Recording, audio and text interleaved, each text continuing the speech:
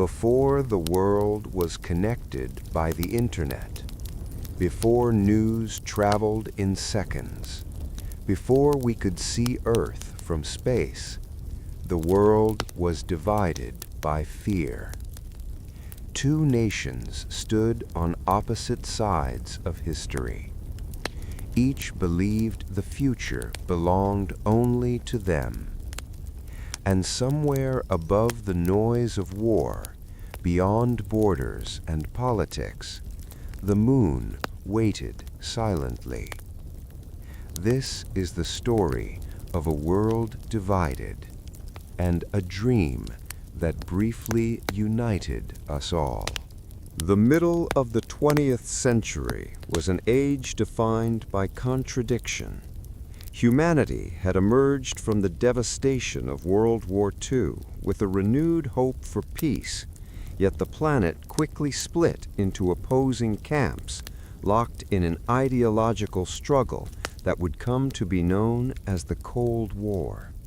The United States and the Soviet Union, once uneasy allies, now stood as rivals, each determined to prove the superiority of its political system, military strength, and scientific achievement.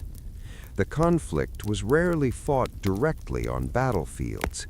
Instead, it unfolded through influence, innovation, and symbolism. In this tense atmosphere, the heavens themselves became the newest frontier of competition. For ordinary Americans, the Cold War was not an abstract concept. It was present in daily life: duck and cover drills in schools, fallout shelter signs on city buildings, and radio broadcasts warning of nuclear threats. Fear lingered in the background, shaping conversations and dreams alike.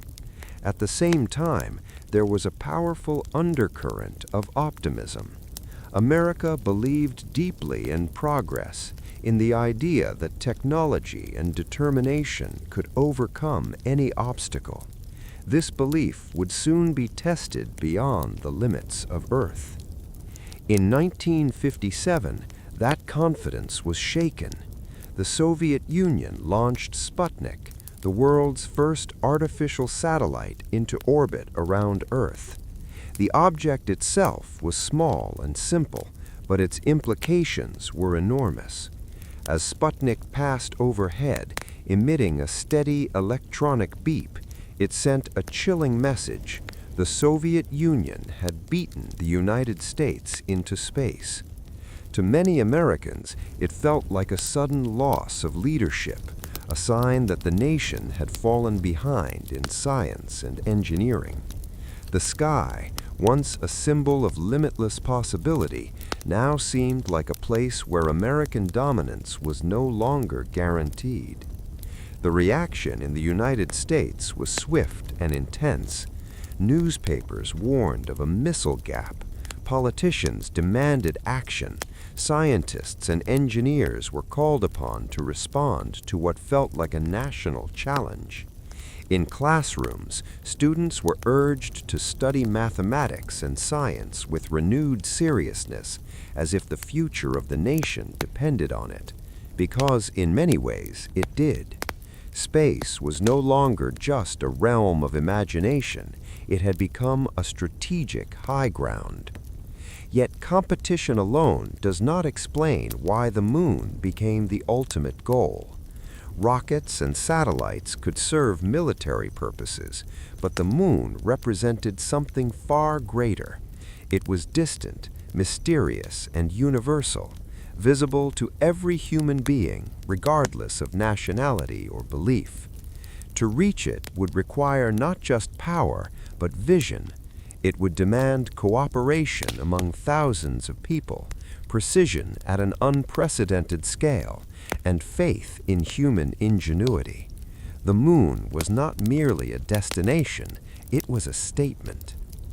As the Cold War intensified, both superpowers began to frame space exploration as proof of national character. The Soviets celebrated early successes: the first satellite, the first animal in orbit, the first human in space. Each achievement reinforced the perception that communism could outpace democracy in technological advancement. For Americans, these moments were unsettling, but they also sparked resolve. The question was no longer whether the United States could compete in space, but how far it was willing to go.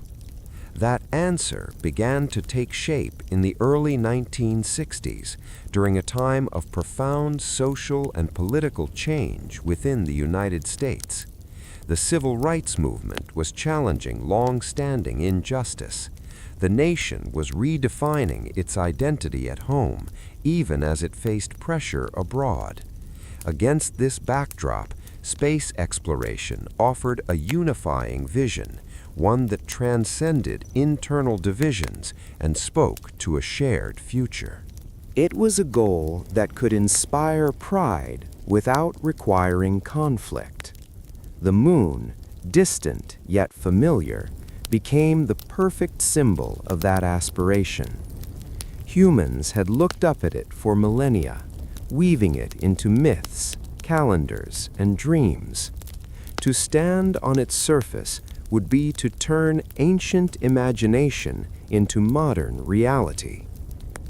For Americans, it also represented the possibility of reclaiming leadership, not through destruction, but through achievement. Still, the road to that dream was uncertain. Space travel was dangerous, expensive, and untested. Rockets exploded. Astronauts risked their lives with every launch. Critics questioned whether the enormous cost could be justified when poverty and inequality persisted on Earth. Supporters argued that exploration drove innovation, created jobs, and pushed humanity forward. The debate reflected a deeper question. What kind of nation did America want to be? The Cold War framed the challenge in stark terms. If the United States failed to lead in space, it risked appearing weak, not just technologically, but morally. Space had become a stage upon which national values were performed. Precision, openness, and collaboration were contrasted with secrecy and centralized control. The moon mission, therefore, was never just about planting a flag. It was about demonstrating what a free society could accomplish when it committed itself to a shared purpose. As the idea of a lunar mission gained momentum, it began to capture the public imagination. Science fiction magazines, television programs, and popular science books painted vivid pictures of life beyond Earth. Children built model rockets and dreamed of becoming astronauts. For a generation growing up under the shadow of nuclear tension, space offered a hopeful alternative future, one defined not by fear, but by exploration. At the same time, the global audience was watching. Allies looked to the United States for leadership, while rivals waited for missteps. The moon, though lifeless and silent, had become the most politically charged place in the universe. Whoever reached it first would shape the narrative of progress for decades to come. Yet, beneath the rivalry, there was an unspoken truth. Space belonged to no one and everyone at once. The laws of physics did not favor one ideology over another. The challenges of vacuum, gravity, and distance were universal. In striving to conquer them, humanity was forced to confront its own limits and its shared potential. This tension between division and unity defined the era. The world was split by borders, doctrines, and fears, but the dream of reaching the moon hinted at something larger. It suggested that even in competition, humans could achieve wonders that benefited all. Technologies developed for space would later transform everyday life, communication, navigation, medicine, touching people far removed from the Cold War struggle. For Americans, the lunar dream became a way to channel anxiety into ambition. Instead of retreating inward, the nation looked outward, beyond the atmosphere, toward a goal that demanded courage and cooperation. Scientists, factory workers, pilots, mathematicians, and administrators all became part of a single effort. In their combined labor, the dream of unity took practical form. By the time the commitment to reach the moon was fully embraced, it was clear that the mission carried meaning far beyond its technical objectives. It was a response to fear, a declaration of confidence, and an invitation to imagine a future shaped by discovery rather than domination.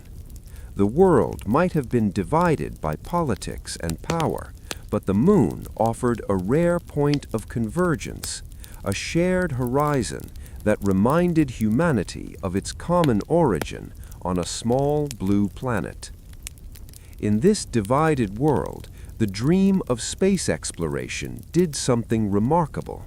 It gave people a reason to look up together. And in that collective gaze toward the moon, the foundations were laid for a journey that would not only change history, but redefine what humanity believed was possible. At the dawn of the 1960s, the United States stood at a crossroads of confidence and doubt. The nation possessed immense industrial power, brilliant scientific minds, and a deep belief in progress, yet it also felt the weight of recent setbacks. The Soviet Union had seized the early momentum in space, sending Sputnik into orbit and Yuri Gagarin into history as the first human interval to travel beyond Earth. These achievements echoed loudly across the world and quietly unsettled American leadership. Space had become the ultimate proving ground, and America knew it could no longer afford hesitation. The challenge was not merely technical, it was psychological. For a nation accustomed to leading, being second was unacceptable. The question was how to respond without spiraling into fear or reckless militarization. The answer emerged through vision rather than retaliation, through ambition rather than aggression. The United States would not simply catch up in space, it would leap forward in a way so bold that it would redefine the contest entirely. That vision found its voice in President John F. Kennedy. Young, articulate, and keenly aware of the symbolic power of space, Kennedy understood that leadership in the modern world required more than armies and weapons. It required inspiration. In the early months of his presidency, he faced immense pressure, from Cold War tensions to domestic challenges, but space offered a unique opportunity, a goal so difficult that success itself would be undeniable. On May 25, 1961, Kennedy stood before Congress and delivered words that would alter the course of history. He proposed that the United States commit itself to landing a man on the moon and returning him safely to Earth before the decade was out. It was an astonishing audacity. At the time, America had only sent astronauts on brief suborbital flights lasting minutes. The moon was nearly 240,000 miles away. The technology to reach it safely did not yet exist. Even NASA's own scientists were unsure whether such a feat was possible within the proposed timeline. Yet that was precisely the point. Kennedy did not choose the moon because it was easy or convenient. He chose it because it was hard. The difficulty of the challenge would demand the very best of the nation, its intellect, discipline, creativity, and courage. Failure was possible, embarrassment was likely, but success would be transformative. Behind the scenes, the decision was shaped by careful calculation as well as idealism. Advisors weighed the political risks, the financial cost, and the technical uncertainty. Billions of dollars would be required, thousands of lives would be touched. Critics warned that the money could be better spent addressing poverty, education, or health care. Others feared that pushing the limits of human endurance and technology could lead to catastrophic loss. Kennedy acknowledged these concerns, but he also recognized something deeper. Great nations are defined by the challenges they choose to face. Space exploration, he argued, would drive innovation, strengthen education, and inspire generations. It would prove that a free society could organize itself to accomplish something extraordinary, not through coercion, but through shared purpose. NASA, still a young agency, suddenly found itself at the center of a national mission. Engineers, scientists, and administrators understood the enormity of what was being asked of them. There was no roadmap to the moon. Every system, rockets, spacecraft, computers, life support mechanisms would have to be invented, tested, and perfected. Mistakes would be inevitable. The margin for error would be razor thin. Yet the challenge ignited something powerful within the American scientific community. Universities expanded engineering programs. Research laboratories buzzed with activity. Private companies partnered with government agencies, creating a vast network of collaboration. From factory floors to mission control rooms, people who would never meet each other were united by a single objective. The American public, too, was drawn into the vision. Televised speeches, magazine covers, and classroom lessons reinforced the idea that the moon mission was not just NASA's project, it was a national endeavor. Children imagined themselves as astronauts. Teachers emphasized science and mathematics with renewed urgency. Space became a source of collective pride and anticipation. Still, doubt lingered. Rockets exploded during testing. Early missions revealed flaws and dangers. Space was unforgiving, and every success carried the shadow of potential disaster. Critics pointed to each setback as evidence that the moon goal was unrealistic. Supporters responded by doubling down, insisting that perseverance was the true measure of progress. Kennedy himself addressed these doubts with clarity and resolve. In 1962, at Rice University, he delivered one of the most famous speeches in American history. He framed the moon mission not as a race alone, but as a reflection of human curiosity and determination. "We choose to go to the moon," he declared, "not because it is easy, but because it is hard." The words resonated far beyond the stadium, capturing the spirit of an era. Tragically, Kennedy would not live to see the realization of his vision.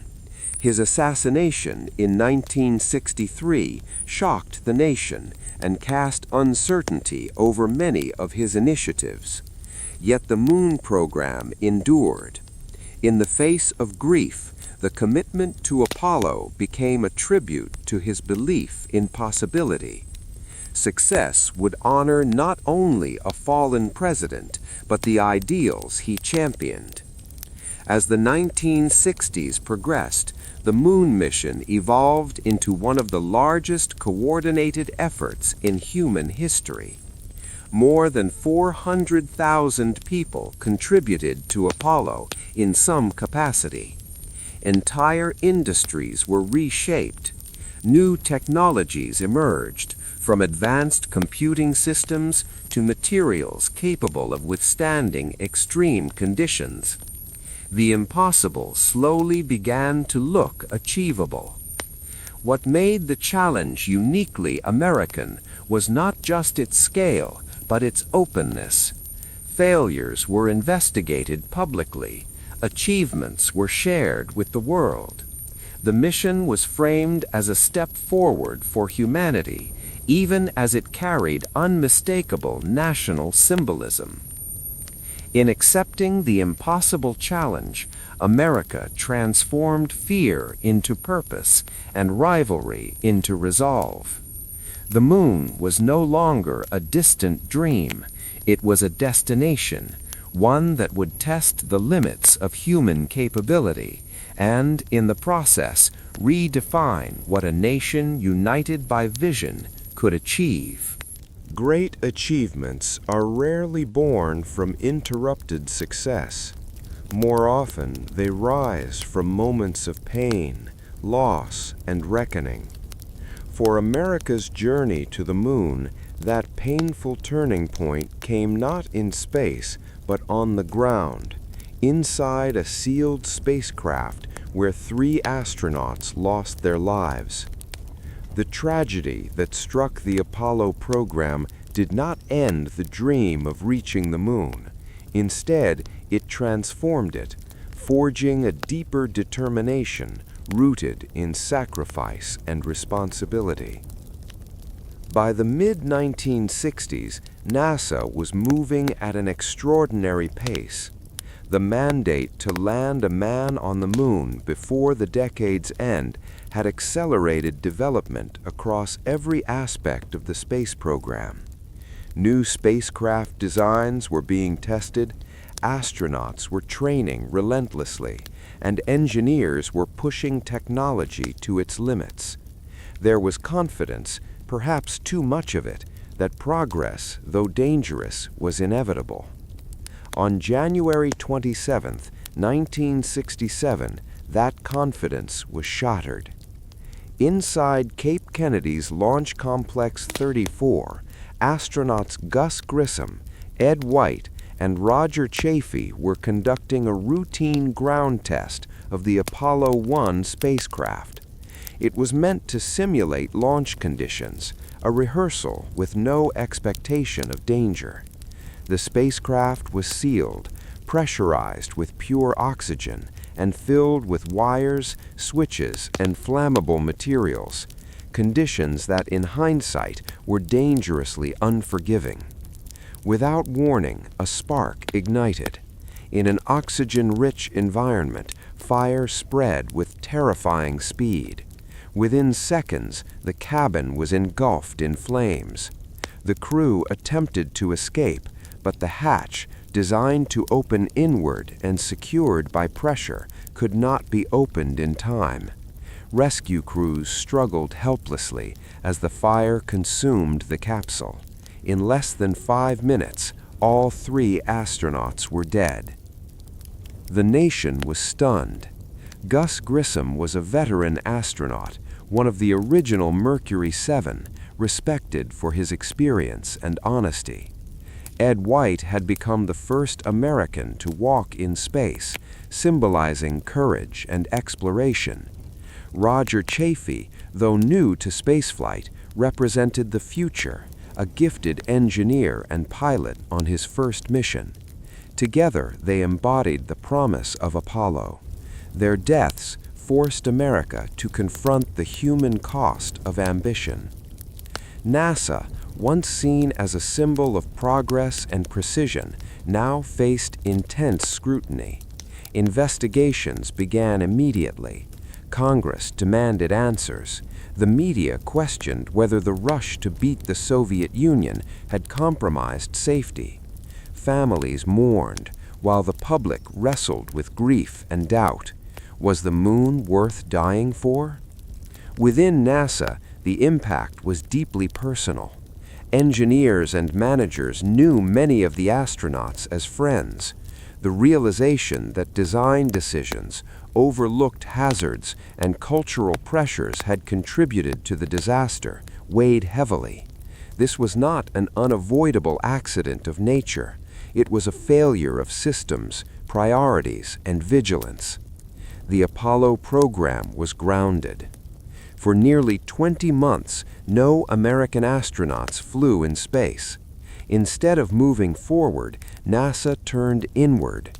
Every aspect of the Apollo spacecraft was examined, questioned, and redesigned.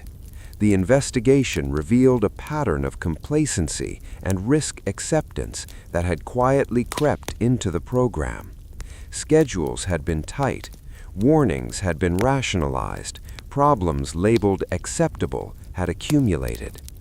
The response was profound and unprecedented. NASA did not attempt to hide its mistakes. Findings were made public. Engineers testified openly about design flaws and management pressures. This transparency was painful, but it was essential. Trust had to be rebuilt, not only with the government and the public, but within the organization itself. The Apollo command module was fundamentally redesigned. The pure oxygen atmosphere at launch was eliminated. Flammable materials were removed or replaced. Wiring was rerouted and insulated. Most importantly, the hatch was redesigned to open outward and be released in seconds, not minutes. These changes were not cosmetic, they were life-saving. But the most significant transformation was cultural. NASA adopted a new philosophy. Safety was no longer a secondary concern balanced against schedule and cost. It became a core value. Engineers were encouraged, even expected, to speak up when something felt wrong. Problems were no longer minimized, they were confronted. Failure was no longer hidden, it was analyzed and learned from. The astronauts themselves played a critical role in this shift. Many were shaken by the loss of their colleagues, yet none walked away. Instead, they demanded better systems, clearer communication, and a stronger voice in decision-making. They understood the risks of spaceflight, but they also understood that those risks must never be taken lightly. Public support wavered during this period, but it did not collapse. Americans mourned Grissom, White, and Chaffee as heroes. Their names were etched into memory, not as victims of recklessness, but as pioneers who paid the ultimate price in pursuit of knowledge. Slowly, the narrative began to change from one of failure to one of responsibility. The Soviet Union, too, had experienced tragedy in its space program, though often in secrecy. In contrast, America's openness became a defining feature of its response. By acknowledging mistakes and correcting them publicly, the United States reinforced a powerful message. Progress in a free society comes not from denial, but from accountability. As testing resumed, the lessons of Apollo 1 were never forgotten. Each subsequent mission carried the weight of that loss. Checklists were rewritten, procedures were refined, confidence returned, but it was tempered with humility. Success was no longer assumed, it was earned. When Apollo missions finally resumed with crewed flights, they did so under a new standard. Apollo 7, the first crewed mission after the fire, was a triumph not because it went to the moon, but because it proved that NASA had learned. The spacecraft performed reliably. The crew returned safely. Trust, though fragile, was being restored. The tragedy had reshaped the program in another profound way. It clarified why the moon mission mattered. Apollo was no longer just about beating a rival or winning a symbolic race. It became about honoring those who had given their lives to the pursuit of exploration. Each step forward was taken in their memory. Gus Grissom's words, spoken years earlier, took on new meaning. Spaceflight was worth the risk, he believed, but only if the risks were understood and respected. That philosophy became embedded in NASA's identity. The moon would not be reached through shortcuts or blind optimism, but through discipline, patience, and R-earned wisdom. By turning tragedy into determination, America demonstrated a defining strength. The nation did not abandon its dream when confronted with loss, nor did it proceed unchanged. Instead, it paused, reflected, and recommitted, stronger, wiser, and more unified than before. The path to the moon would remain dangerous. There would be no guarantees. But after Apollo 1, one truth was clear. Every success that followed would stand on the foundation of sacrifice. The flames that took 3 lives also forged a resolve that would carry humanity farther than it had ever gone. From that moment on, Apollo was more than a mission. It was a promise to the fallen, to the living, and to future generations that exploration would be pursued with courage, integrity, and an unwavering respect for human life. Reaching the moon was never a single leap. It was a long, deliberate construction of knowledge, machines, and human confidence, assembled piece by piece across years of effort. After tragedy reshaped the Apollo program, the task before NASA became clearer and more demanding than ever: to build a reliable path to the moon where none had existed before. This path would not be a road of concrete or steel, but a chain of innovations so precise that failure at any link could end the journey. The scale of the challenge was unprecedented. The moon lay nearly 250,000 miles away, separated from Earth by a hostile vacuum, extreme temperatures, and unforgiving physics. Humans could not simply fly there as they would cross an ocean. Every aspect of survival, air, water, power, navigation, had to be carried along. To make that possible, NASA needed not just a spacecraft, but an entire system of machines working in perfect harmony. At the center of this system stood the Saturn V rocket, the most powerful launch vehicle ever built. Towering over the launch pad at 363 feet tall, it was a cathedral of engineering, designed to lift more than 3,000 tons from Earth's gravity. Each launch would unleash a controlled explosion equivalent to a small nuclear bomb, yet it had to be guided with exquisite precision. The Saturn V was not merely a rocket, it was the physical embodiment of America's ambition.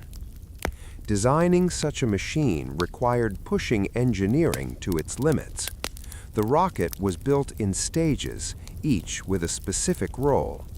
The first stage, powered by 5 massive F-1 engines, provided the brute force needed to escape Earth's grip. The second and third stages refined that power, shaping the spacecraft's trajectory toward orbit and eventually toward the Moon. If even one engine failed, the mission could be lost. Redundancy, testing, and reliability became obsessions. Parallel to the rocket's development was the creation of the spacecraft itself. Apollo was not a single vehicle, but a carefully coordinated trio: the command module, the service module, and the lunar module. Each was designed for a unique environment and purpose, and together they formed a fragile lifeline for the astronauts. The command module was the only part of the spacecraft designed to return to Earth. Compact and cone-shaped, it housed the crew during launch, re-entry, and splashdown. Every inch of its interior was packed with instruments, switches, and displays. It had to protect the astronauts from the intense heat of re-entry, while also serving as their living space for days at a time. Attached to it was the service module, which functioned as the mission's backbone. It carried oxygen, water, electrical power, and propulsion systems. Solar panels unfurled like wings, harvesting energy from the sun. Engines mounted at the rear allowed for course corrections and the critical burn needed to leave lunar orbit and head home. Without the service module, the mission could not survive. Perhaps the most daring innovation was the lunar module. Unlike any aircraft or spacecraft before it, it was designed to operate only in the vacuum of space and the low gravity of the Moon. It had no aerodynamic shape, no need to withstand atmospheric flight. Its sole purpose was to carry 2 astronauts from lunar orbit to the surface and back again. Lightweight, spindly, and fragile in appearance, it embodied the principle that form follows function. Early in the program, engineers debated multiple approaches. One option involved launching a single massive spacecraft that would land on the Moon and return. Another proposed assembling vehicles in Earth orbit. Ultimately, NASA chose Lunar Orbit Rendezvous, a bold strategy in which the lunar module would separate from the command module, descend to the Moon, then return to rejoin its partner in orbit. This approach saved weight and made the mission feasible, but it also introduced new risks. 2 spacecraft would have to dock in lunar orbit, hundreds of thousands of miles from Earth. If the lunar module failed to return, the astronauts left on the surface would be stranded. Accepting this risk required extraordinary confidence in engineering and training. Computing technology played a crucial role in making such precision possible. The Apollo guidance computer, by modern standards, was astonishingly simple, less powerful than a calculator. Yet it was revolutionary for its time. It allowed astronauts to navigate, control the spacecraft, and respond to unexpected conditions. Engineers pioneered new methods of software development, laying the groundwork for modern computing practices. Mission Control in Houston became the brain of the operation.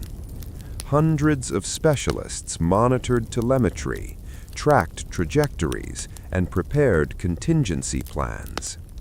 Every possible failure scenario was analyzed in advance.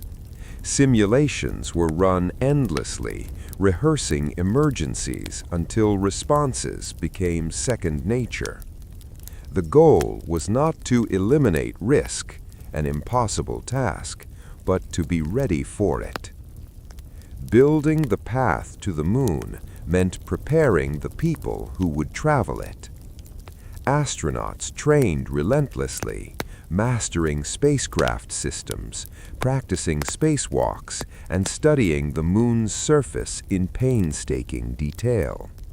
They flew in simulators that mimicked failures, emergencies, and the disorienting conditions of space. Training was exhaustive because once the mission began, there would be no room for improvisation without preparation. The effort extended far beyond NASA itself.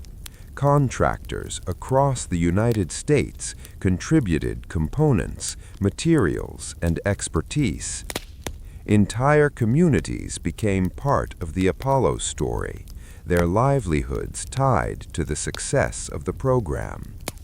The moon mission was not built in one place, it was assembled across a nation. Failures continued to occur during development.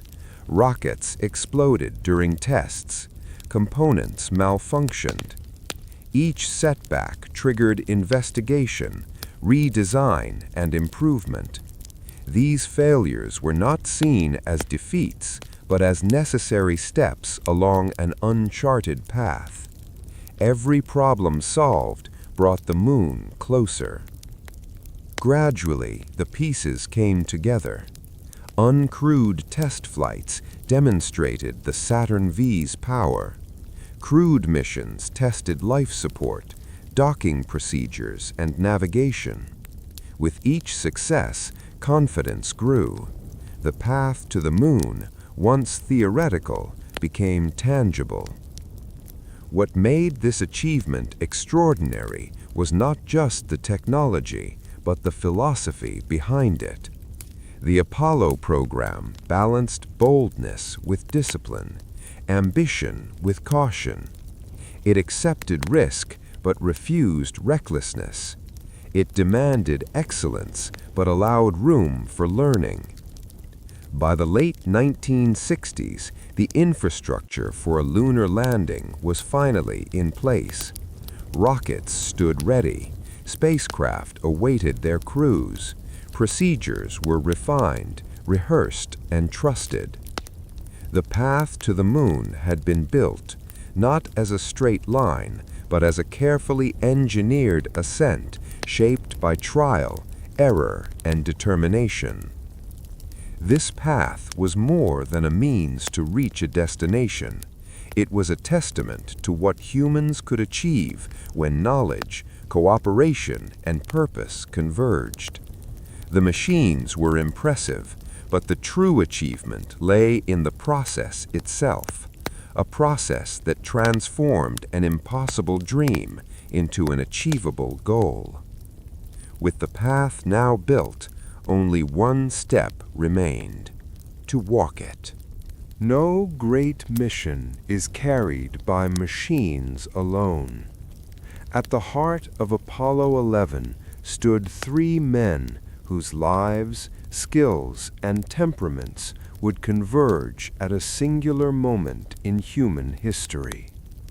They were not chosen for fame or symbolism, but for competence, discipline, and an extraordinary ability to perform under pressure. Neil Armstrong, Edwin Buzz Aldrin, and Michael Collins would become the human face of the moon landing. Yet long before they were known to the world, they were simply pilots, engineers, and explorers, shaped by experience. Neil Armstrong was the quiet center of the crew. Born in rural Ohio, he developed an early fascination with flight, earning his pilot's license before he could legally drive a car. His path to NASA was defined by precision rather than spectacle. As a naval aviator, he flew combat missions during the Korean War, learning to remain calm in life-threatening situations. Later, as a test pilot, He pushed experimental aircraft to their limits, surviving incidents that would have ended many careers. Armstrong's defining trait was not bravado, but composure. He had an uncanny ability to analyze complex problems in real time, making him an ideal commander for a mission where decisions could mean the difference between success and disaster. Unlike the archetypal hero, Armstrong avoided the spotlight. He spoke carefully, never exaggerating his achievements. This restraint earned him respect within NASA, where trust mattered more than charisma. Engineers valued his feedback. Fellow astronauts trusted his judgment. When the time came to choose a commander for Apollo 11, Armstrong's steadiness made him the natural choice. Buzz Aldrin, in contrast, was openly intense and intellectually driven. Born in New Jersey, he excelled academically, earning a doctorate in astronautics from MIT. His expertise in orbital mechanics made him one of NASA's foremost authorities on space rendezvous, a critical skill for missions involving docking in orbit. Aldrin's confidence could sometimes border on impatience. He challenged assumptions, questioned procedures, and pushed for improvement. Within NASA's culture, this made him both invaluable and, at times, difficult. Yet his insistence on excellence sharpened the program. He was not content to simply follow instructions. He wanted to understand every system, every contingency. For a mission as complex as Apollo 11, this depth of knowledge was essential. Michael Collins completed the trio, though his role would place him physically apart from the others. Born in Rome to a military family, Collins grew up accustomed to movement and change. He shared the pilot's instinct for independence, yet he also possessed a reflective nature. Like Armstrong, he was a test pilot, trained to evaluate machines under extreme conditions. As command module pilot, Collins would remain in lunar orbit while his crewmates descended to the surface. It was a role requiring immense responsibility and emotional resilience. If anything went wrong on the moon, Collins would have no ability to help and might be forced to return to Earth alone. He understood this risk fully and accepted it without hesitation. His calm acceptance of isolation revealed a strength often overlooked in narratives of heroism. The selection of the Apollo 11 crew was the result of years of planning and rotation. NASA had developed a system where backup crews trained alongside prime crews, ensuring continuity and readiness. This method allowed astronauts to gain experience on earlier missions, gradually building toward more complex objectives. Armstrong, Aldrin, and Collins had all served on previous flights, testing systems and procedures critical to the lunar landing. When the final crew assignment was announced, it carried immense weight. These three men would represent not only NASA, but the United States and, in many ways, all of humanity. Yet within the crew, there was no sense of grandiosity. Training continued with relentless focus. Simulations ran late into the night. Every emergency scenario was rehearsed until responses became instinctive. Their personalities shaped the crew dynamic. Armstrong's leadership was understated, allowing others to contribute without friction. Aldrin's intensity ensured that no detail was overlooked. Collins's balance and humor eased tension, fostering cohesion. Together, they formed a team greater than the sum of its parts. Despite public perception, none of them saw themselves as conquerors. They viewed the mission as a test of systems and procedures rather than personal achievement. The moon was not something to be claimed, but something to be reached and understood. This mindset aligned perfectly with NASA's philosophy of disciplined exploration. The astronauts were acutely aware of the risks. They had lost colleagues in accidents and fires. They knew that spaceflight offered no guarantees. Each had prepared personal letters to their families in case they did not return. Yet none expressed regret. The opportunity to contribute to something unprecedented outweighed the danger. As launch day approached, the world's attention focused on them. But within the spacecraft, the crew remained grounded in routine. Checklists replaced speculation. Training replaced fear. The enormity of what they were about to attempt was acknowledged, but not dwelt upon. This emotional discipline was as critical as any technical skill. In choosing these 3 men, NASA had selected professionals, individuals capable of executing a mission at the edge of human capability.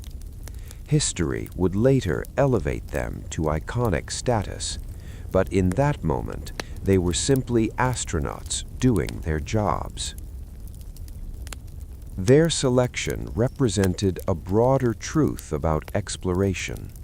Greatness is often carried by those who seek competence over recognition.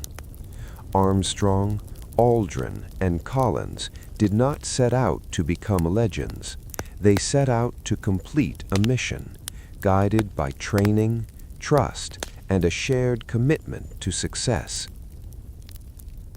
When they finally boarded the spacecraft, they carried with them the wake of a nation's hopes and the legacy of those who had come before.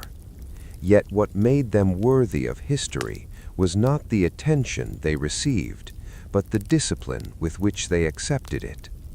In the vast silence between Earth and the Moon, 3 men would prove that human courage, when guided by preparation and humility, could carry humanity farther than ever before. July 16th, 1969 began like any other morning at Kennedy Space Center in Florida. Yet it was unlike any morning the world had ever seen. Across the globe, people were stirring to the news that Apollo 11, the mission that would carry humanity to the moon, was about to launch. In towns and cities, from New York to New Delhi, from London to Tokyo, radios, televisions, and newspapers buzzed with anticipation. Yet here, at the launch complex itself, a mixture of routine, tension, and awe permeated every corner. It was a morning where history and humanity converged, a morning when the world literally held its breath. At the heart of the action, the Saturn V rocket stood tall against the rising sun, a colossal monument of human ingenuity. Towering over 360 feet, it dwarfed everything around it, yet it seemed poised and purposeful, a silent giant ready to fling 3 men into the void. The rocket's white surface glinted in the early light, while workers and engineers scurried across the launch pad, monitoring telemetry and ensuring that every connection, seal, and circuit functioned perfectly. Months of preparation, years in fact, had led to this single moment. A mistake now could be fatal, yet each person moved with quiet confidence, knowing their training, skill, and meticulous planning were all that stood between disaster and triumph. Inside the command module, Neil Armstrong, Buzz Aldrin, and Michael Collins prepared in parallel. They went through final suit checks, communication tests, and physiological monitoring. The astronauts' faces were calm, almost serene, betraying little of the adrenaline coursing through their veins. Years of rigorous training had conditioned them for this day, yet the reality of the imminent journey to the moon was inescapable. In their minds, the checklists, diagrams, and simulations were all concrete tools, but the knowledge that they were about to leave the safety of Earth's atmosphere brought a natural tension, an understanding that they would soon step into the unknown in a way no human had before. Outside, the crowds were already gathering, even in the early hours. Tens of thousands of spectators, journalists, and NASA personnel had braved heat, humidity, and the long anticipation of waiting to witness the historic event. The roar of early engines, the vibrations from final fueling, and the hush of expectation combined into a symphony of anticipation. Cameras flashed, recorders clicked, and the murmurs of tens of thousands blended into a single human heartbeat, collectively holding its breath. Across the world, millions more watched on television, their families gathered around small black and white sets, understanding that this moment was bigger than politics, bigger than any single nation. It was a step for all of humanity. Inside the blockhouse, the engineers and mission control teams were locked in their rituals. Every gauge was monitored, every line of data scrutinized. Failures were hypotheticals to be immediately resolved, and contingency plans ran like second nature through the minds of those coordinating the launch. The weight of responsibility was immense.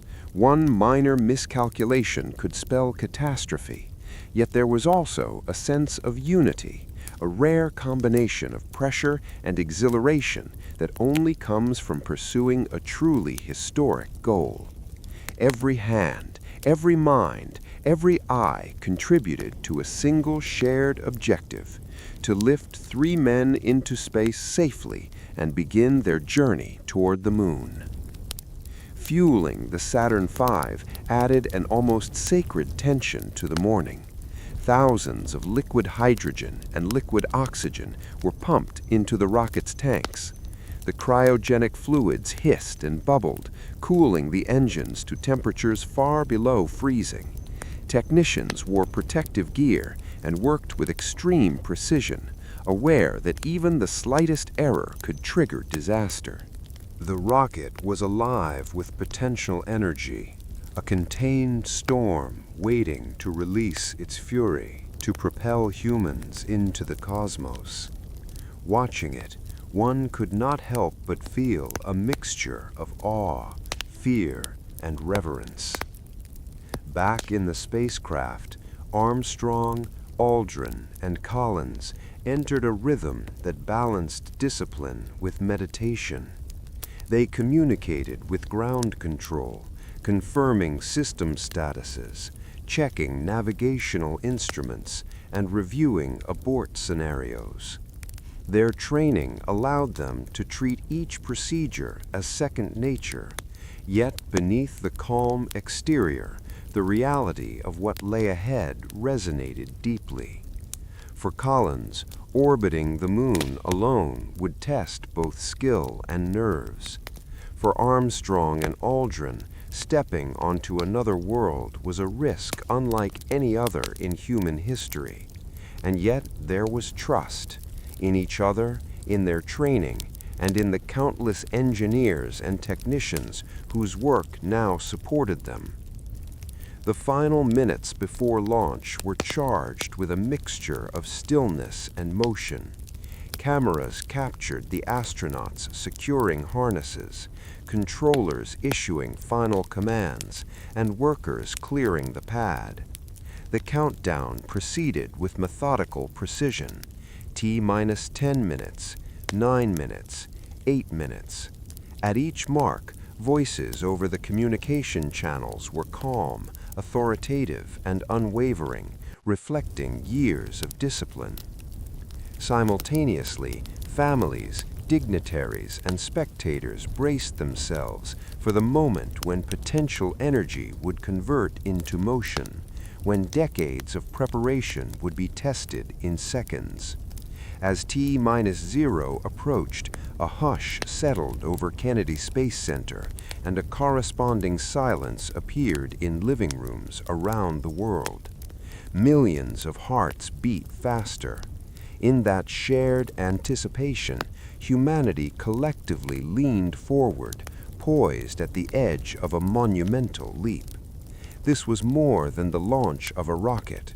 It was a symbolic bridge between Earth and the infinite, a tangible expression of mankind's longing to reach beyond the known. The world, divided by politics, geography, and ideology, was momentarily united in attention, in hope, and in faith that this extraordinary mission could succeed.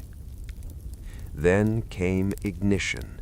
5 massive F-1 engines roared to life in a thunderous symphony, their flames illuminating the early morning sky.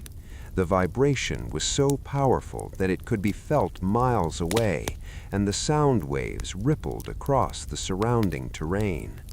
Slowly, the Saturn V lifted off its platform, carrying Armstrong, Aldrin, and Collins into the unknown.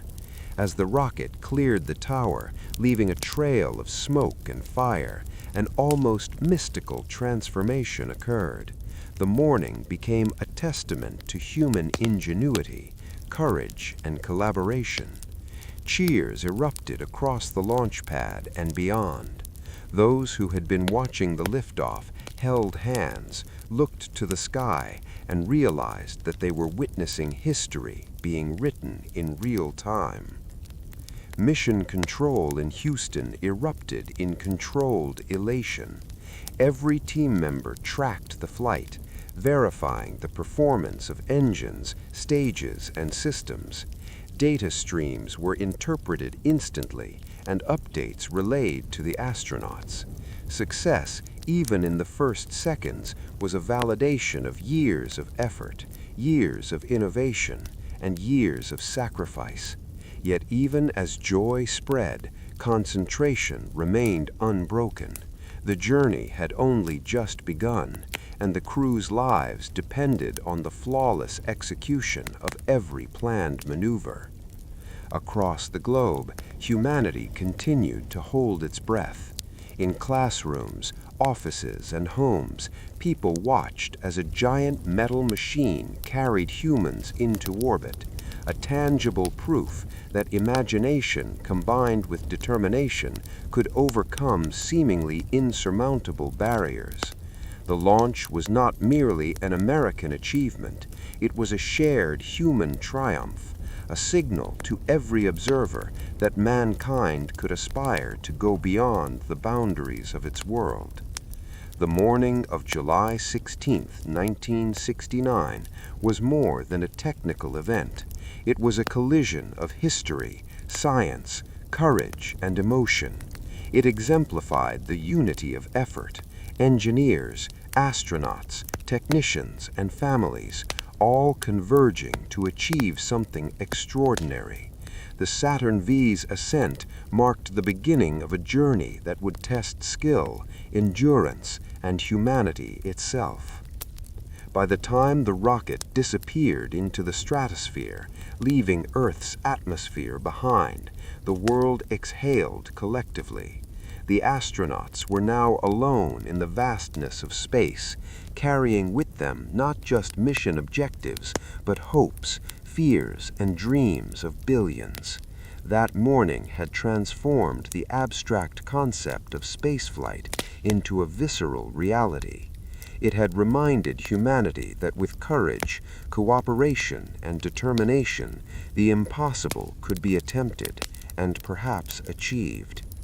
In the end, July 16th was a morning where time seemed to pause, where the weight of history pressed lightly upon the earth.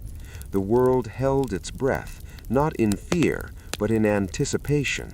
It was a shared moment of connection, a collective acknowledgement that human curiosity and courage could reach beyond boundaries, beyond conflicts, and even beyond our home planet.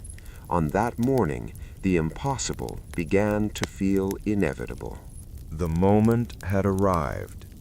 After years of planning, preparation, and anticipation, Apollo 11's astronauts were strapped into the command module, ready to ride atop a tower of fire and engineering, the Saturn V rocket, into the void beyond Earth.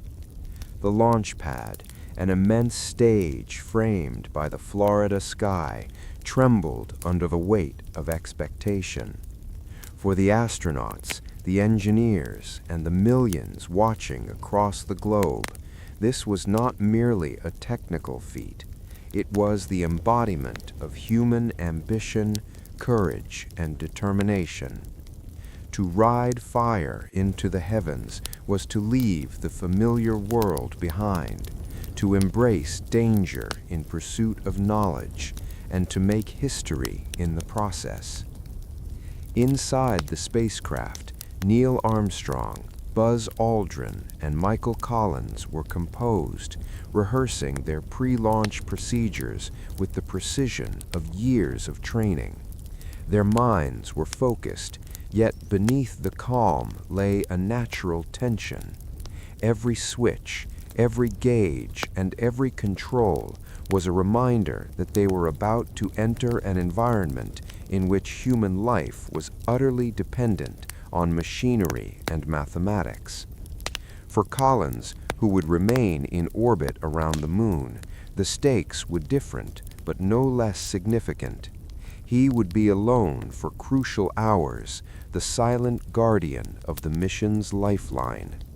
Armstrong and Aldrin, meanwhile, were preparing to venture to a place no human had ever set foot. The countdown proceeded with almost ritualistic precision. T-minus 10 minutes, 9, 8. The ground teams worked in seamless coordination, finalizing checks, monitoring telemetry, and confirming the readiness of every system. For spectators and NASA personnel alike, the tension was palpable. The Saturn V, a 363-foot tower of thrust and steel, contained within its stages more energy than many small nations' annual power grids. Yet the astronauts trusted it implicitly, and the engineers trusted it because it had been meticulously designed, tested, and rebuilt again and again. As the engines ignited, a deep, resonant roar filled the air. The ground itself seemed to shake with the unleashed power of 5 F-1 engines, each producing 1.5 million pounds of thrust. Flames erupted in brilliant orange and white, licking the base of the rocket, while plumes of smoke billowed into the sky. The sheer force was palpable, reverberating through the launch complex and sending vibrations miles across the surrounding terrain. It was a controlled explosion, a symphony of fire and energy harnessed with extraordinary precision. From the astronauts' perspective, the experience was overwhelming yet controlled. The launch subjected them to forces far beyond normal human experience, more than 4 times the weight of Earth pressed against their bodies. Every muscle, every sense was engaged, yet training had conditioned them to focus on procedure, on reading instruments, on monitoring systems. There was no time for panic. This was a ride unlike any before, a journey in which trust in human ingenuity mattered as much as the rockets themselves. The Saturn V rose slowly at first, as if savoring the moment before the climb.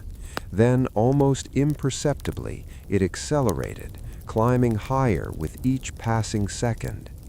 The launch vehicle had been built in stages for precisely this reason. The first stage, the SIC, provided immense thrust to overcome Earth's gravity. Once spent, it would separate and fall back into the Atlantic, while the second stage took over, refining trajectory and speed.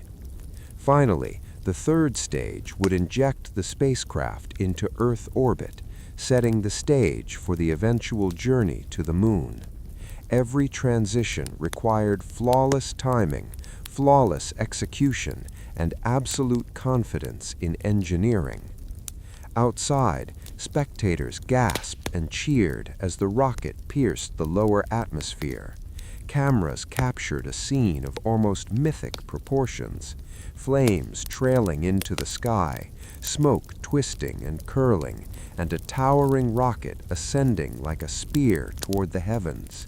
In that instant, the world watched humanity test its limits, not in war, but in exploration, daring to reach beyond its home planet. People across continents held their breath, their imaginations caught in the same moment as the astronauts hurtling skyward. Stage separation was a critical moment. As the first stage's engines cut off and the massive booster fell away, the vehicle shuddered and then ignited its second stage. The transition had been rehearsed countless times in simulators, yet there was no room for error. And misalignment, a failure to ignite, or a miscalculation in timing could spell disaster. Yet the process unfolded flawlessly, a testament to the rigorous engineering, testing, and human oversight that had brought Apollo 11 to this point. As the rocket soared higher, the Earth fell away beneath them. The blue sky deepened into a black void, stars appearing almost immediately as the atmosphere thinned. The astronauts, strapped into their seats, felt the strange combination of immense acceleration and weightlessness beginning to take hold. Instruments confirmed orbit, engines continued to perform, and the spacecraft hummed with controlled energy. Mission Control tracked every variable, communicating constantly with the crew to ensure alignment, orientation, and trajectory. For the astronauts, the psychological challenge was as great as the physical one. The roar of the engines, the vibration through their bodies, and the knowledge of the stakes created a tension that could not be rehearsed in simulators. Every second was a test of nerve, of focus, of faith in training and design. Yet, as the Saturn V propelled them into orbit, they began to feel a new sense of freedom. Earth, once dominant and vast, shrank below them, a fragile blue sphere suspended in space. The enormity of human achievement was tangible. Even as the spacecraft left the atmosphere, the world below continued to watch. Televised coverage, radio broadcasts, and live updates carried the narrative of human endeavor to every corner of the globe. The launch became a shared human experience, transcending borders and ideology. In a divided world, millions of people, from school children to scientists, shared the same awe, fear, and hope. This was more than a national accomplishment. It was a global milestone. As the rocket reached orbit, Stage 3 cut off, and the spacecraft separated. The astronauts were weightless for the first time. The G-forces that had pressed against them moments before were gone, replaced by the surreal sensation of floating in a vacuum. Earth curved below them, oceans and continents visible in breathtaking detail. Clouds drifted across the surface, and the thin atmosphere glowed with sunrise along the horizon. It was both beautiful and humbling, a moment of reflection amidst the intense technical demands of space travel. From Houston, Mission Control monitored each system relentlessly. Engineers and flight directors tracked propulsion, life support, guidance, and communications, their expertise ensuring that the mission could proceed safely.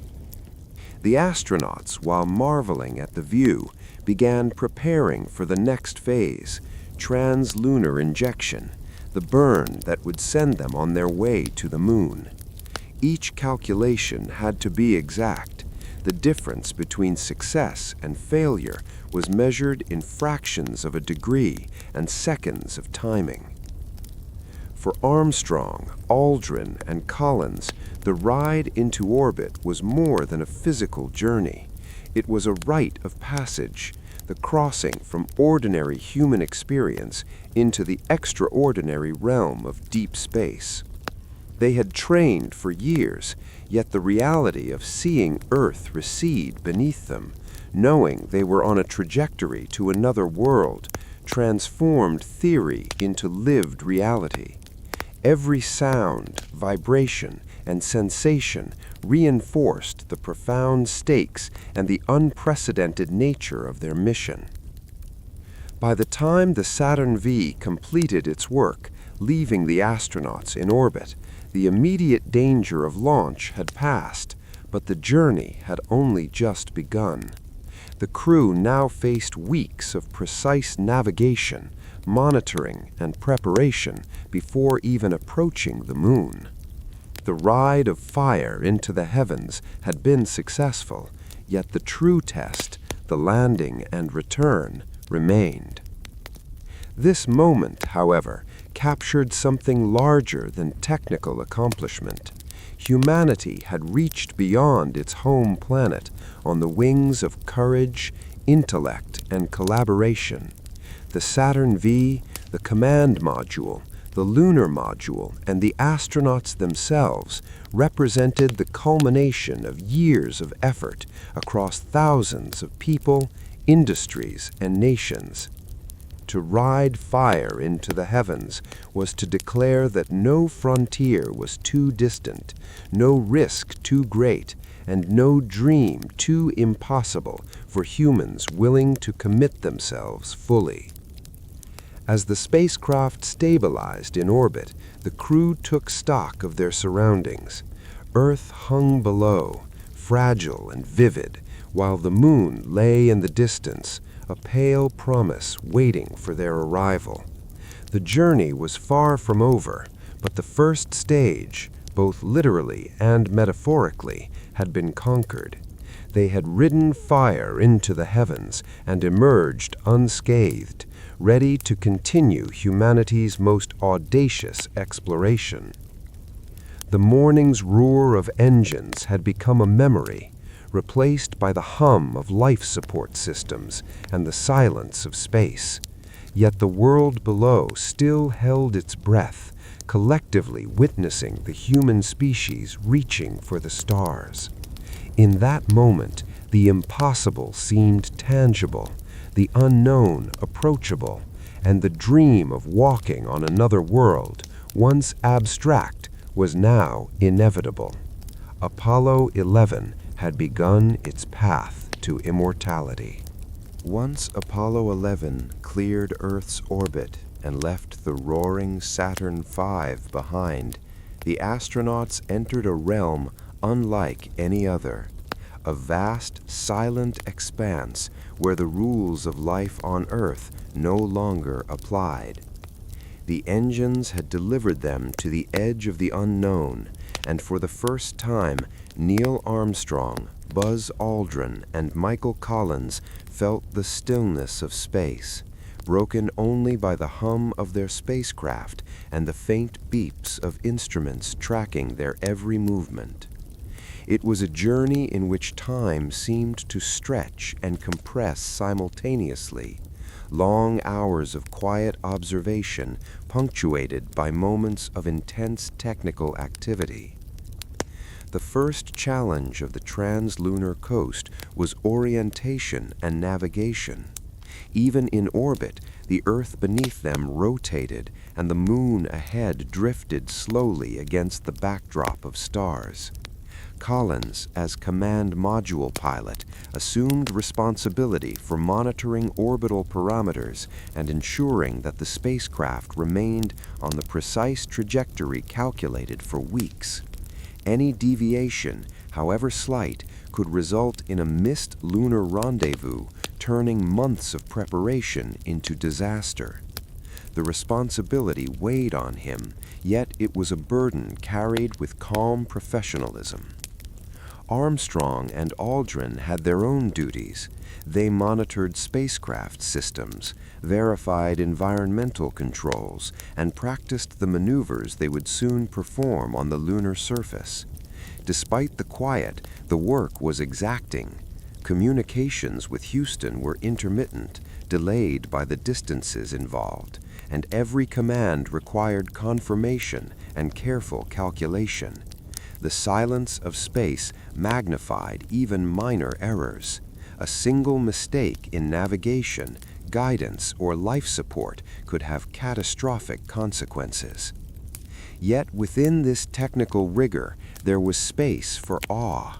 The astronauts could see Earth in its entirety, a vibrant blue and white marble suspended in darkness.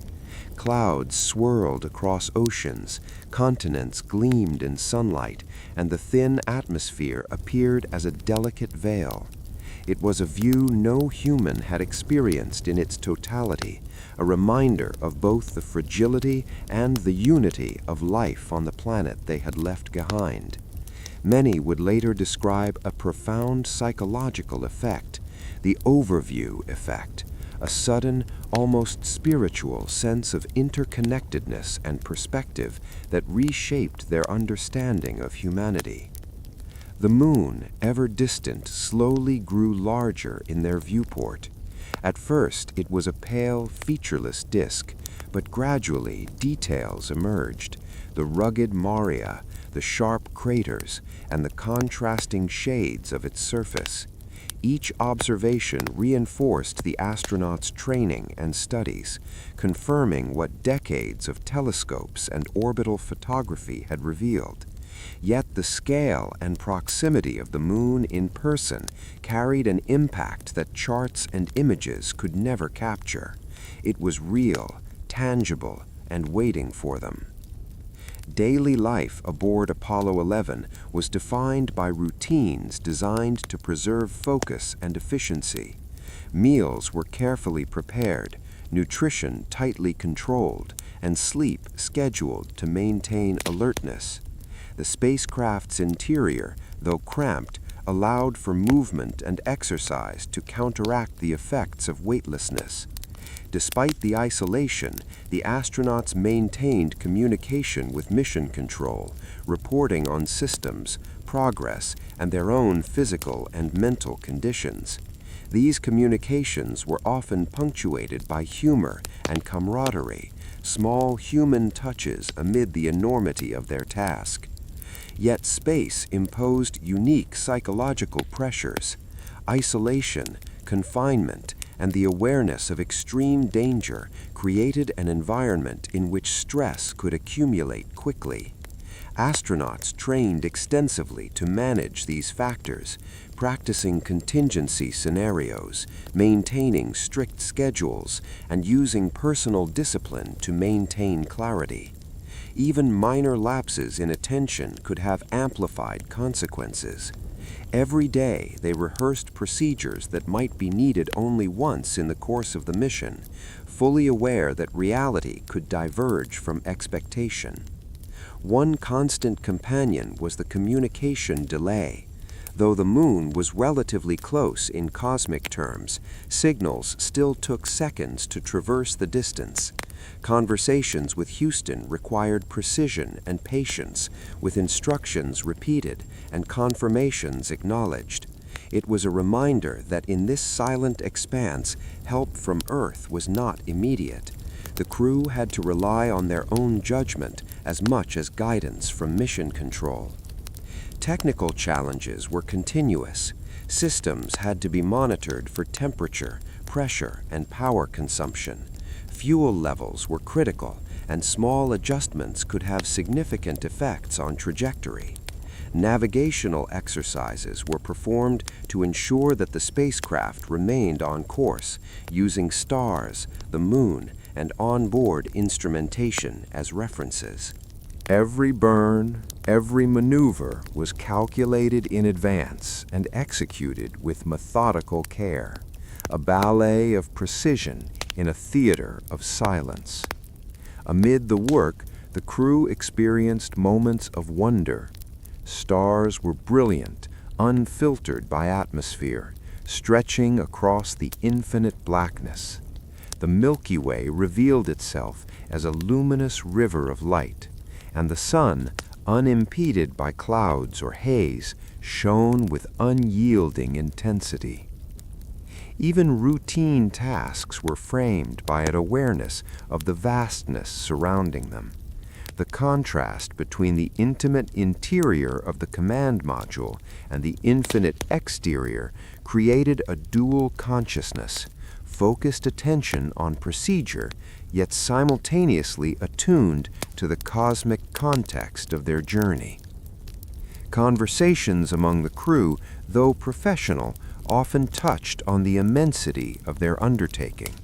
They discussed observations of the moon, reflections on Earth, and the historical significance of their mission. Collins, orbiting alone, experienced the unique psychological effect of solitude in space, witnessing the surface of the moon while his companions prepared to descend.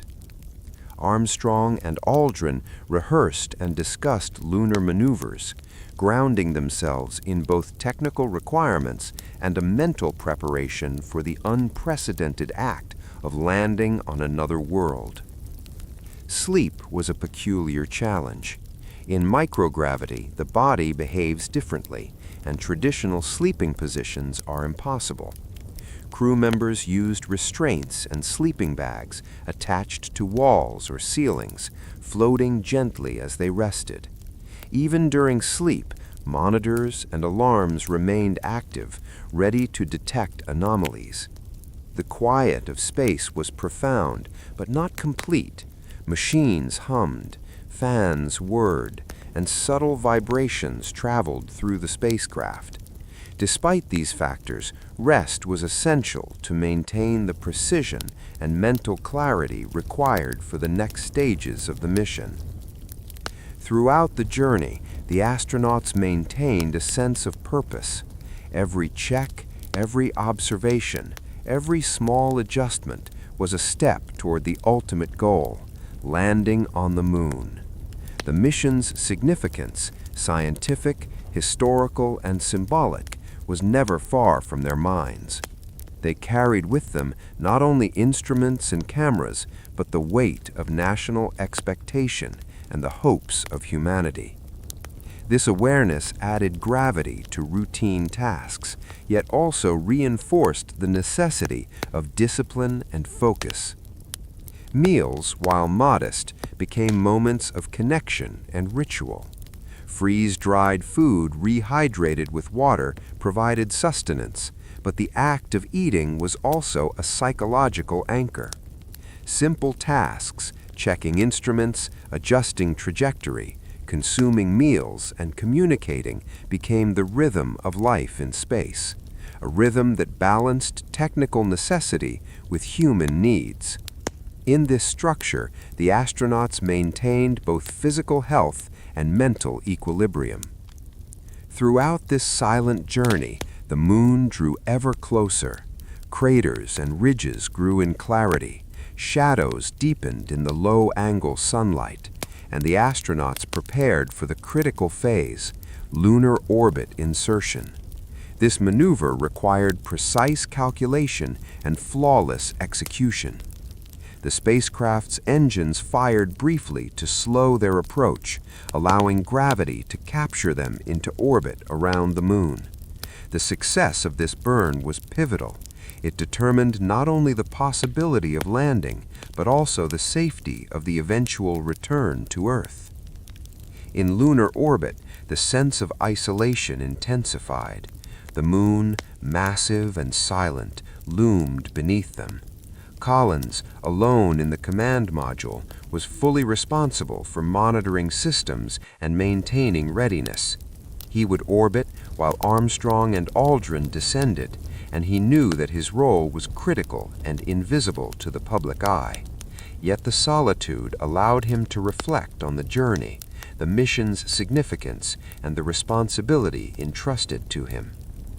Armstrong and Aldrin focused on preparations for the lunar module's separation.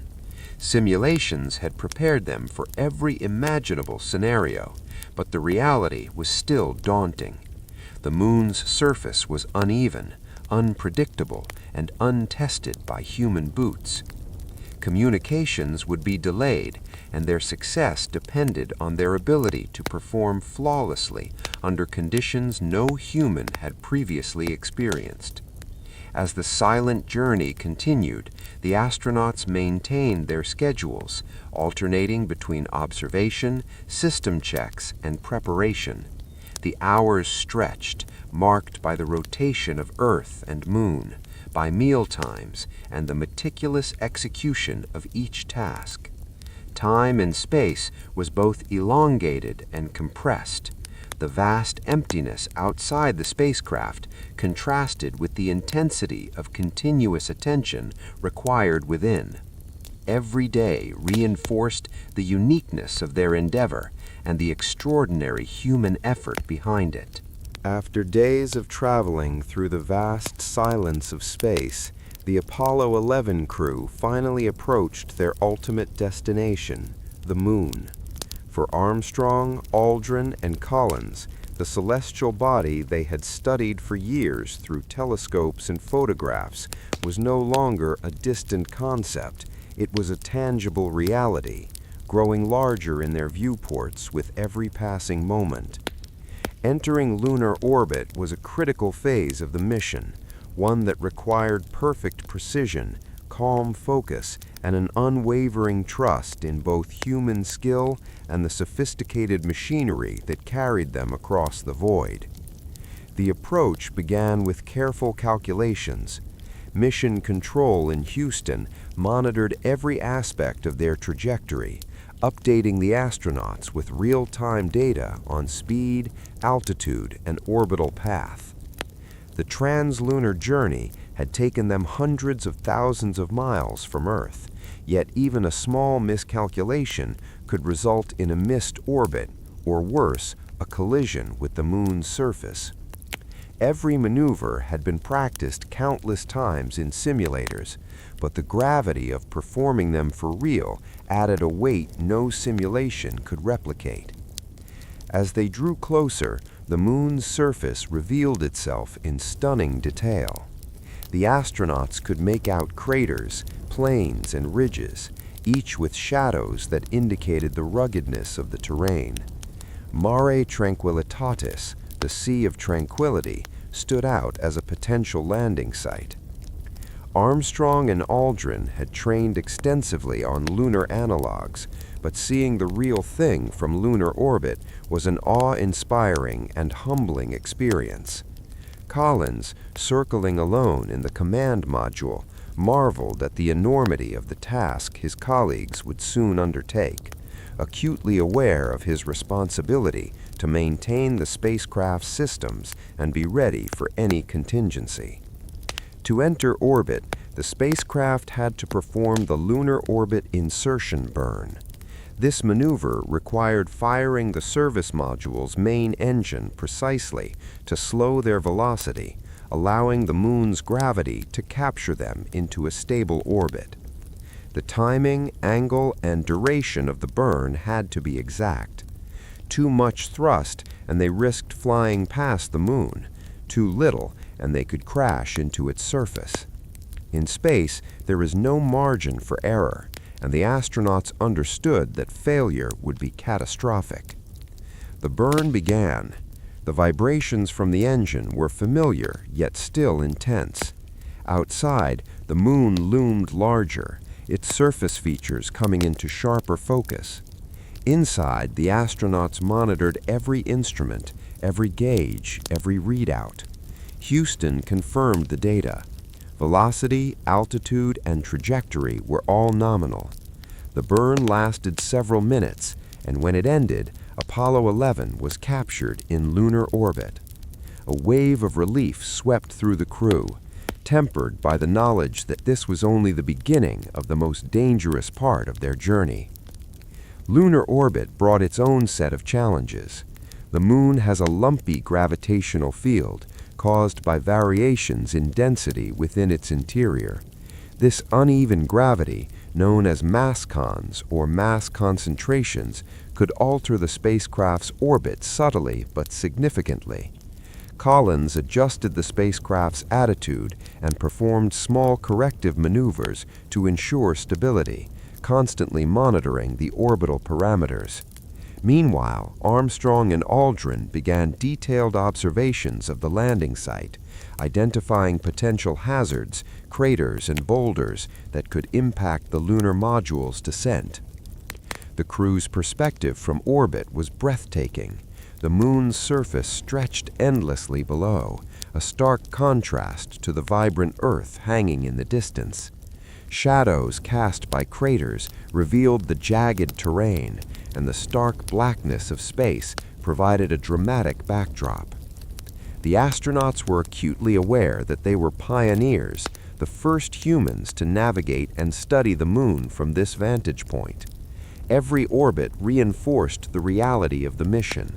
They were not just visitors, they were explorers in an uncharted world. Mission control played a critical role during this phase. Flight controllers monitored life support, fuel, navigation, and communications. They guided the astronauts through orbital adjustments and prepared them for the upcoming separation of the lunar module. Every decision was based on data, simulations, and experience, yet the pressure was immense. The world's eyes were upon them, but for those inside mission control, the focus remained entirely on procedure and precision. As the orbit stabilized, Armstrong and Aldrin began preparations for the lunar module's extraction from the command module. The LM, nicknamed Eagle, was nestled within the Saturn V's third stage, waiting for its moment. The astronauts conducted system checks, confirming guidance systems, propulsion, and communications. Every lever, dial, and button was tested and retested. Any malfunction could jeopardize the landing, and every procedure had to be executed perfectly. For Collins, remaining alone in orbit was a mix of responsibility and isolation. He would witness the moon's surface in unprecedented detail, operate the command module systems, and ensure that all orbital parameters remained within safety limits. He would also be ready to rendezvous with the lunar module after the descent, a task requiring perfect timing, coordination, and skill. Though he would not step on the moon, his role was indispensable. The mission's success depended on his vigilance and expertise. Entering lunar orbit also provided an opportunity for observation and scientific work. The astronauts recorded photographs, monitored surface features, and gathered data on the moon's geology.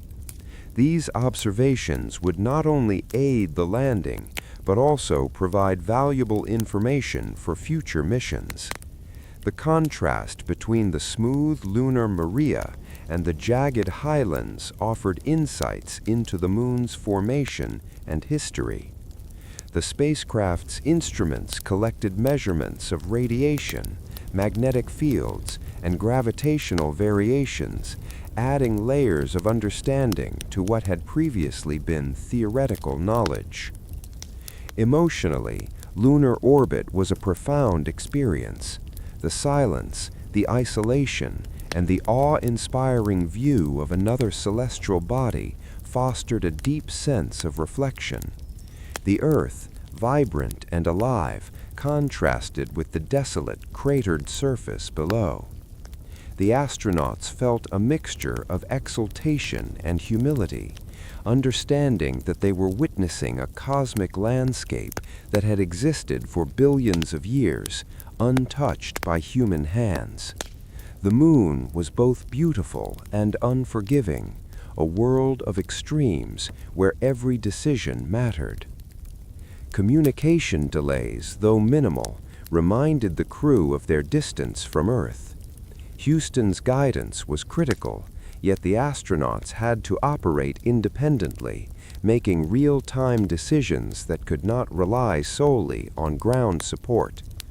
Training had prepared them for this autonomy, but the weight of responsibility was never absent. Every maneuver, every check, and every adjustment carried the potential to alter the mission's outcome. During their orbits, the astronauts also rehearsed procedures for the lunar module descent.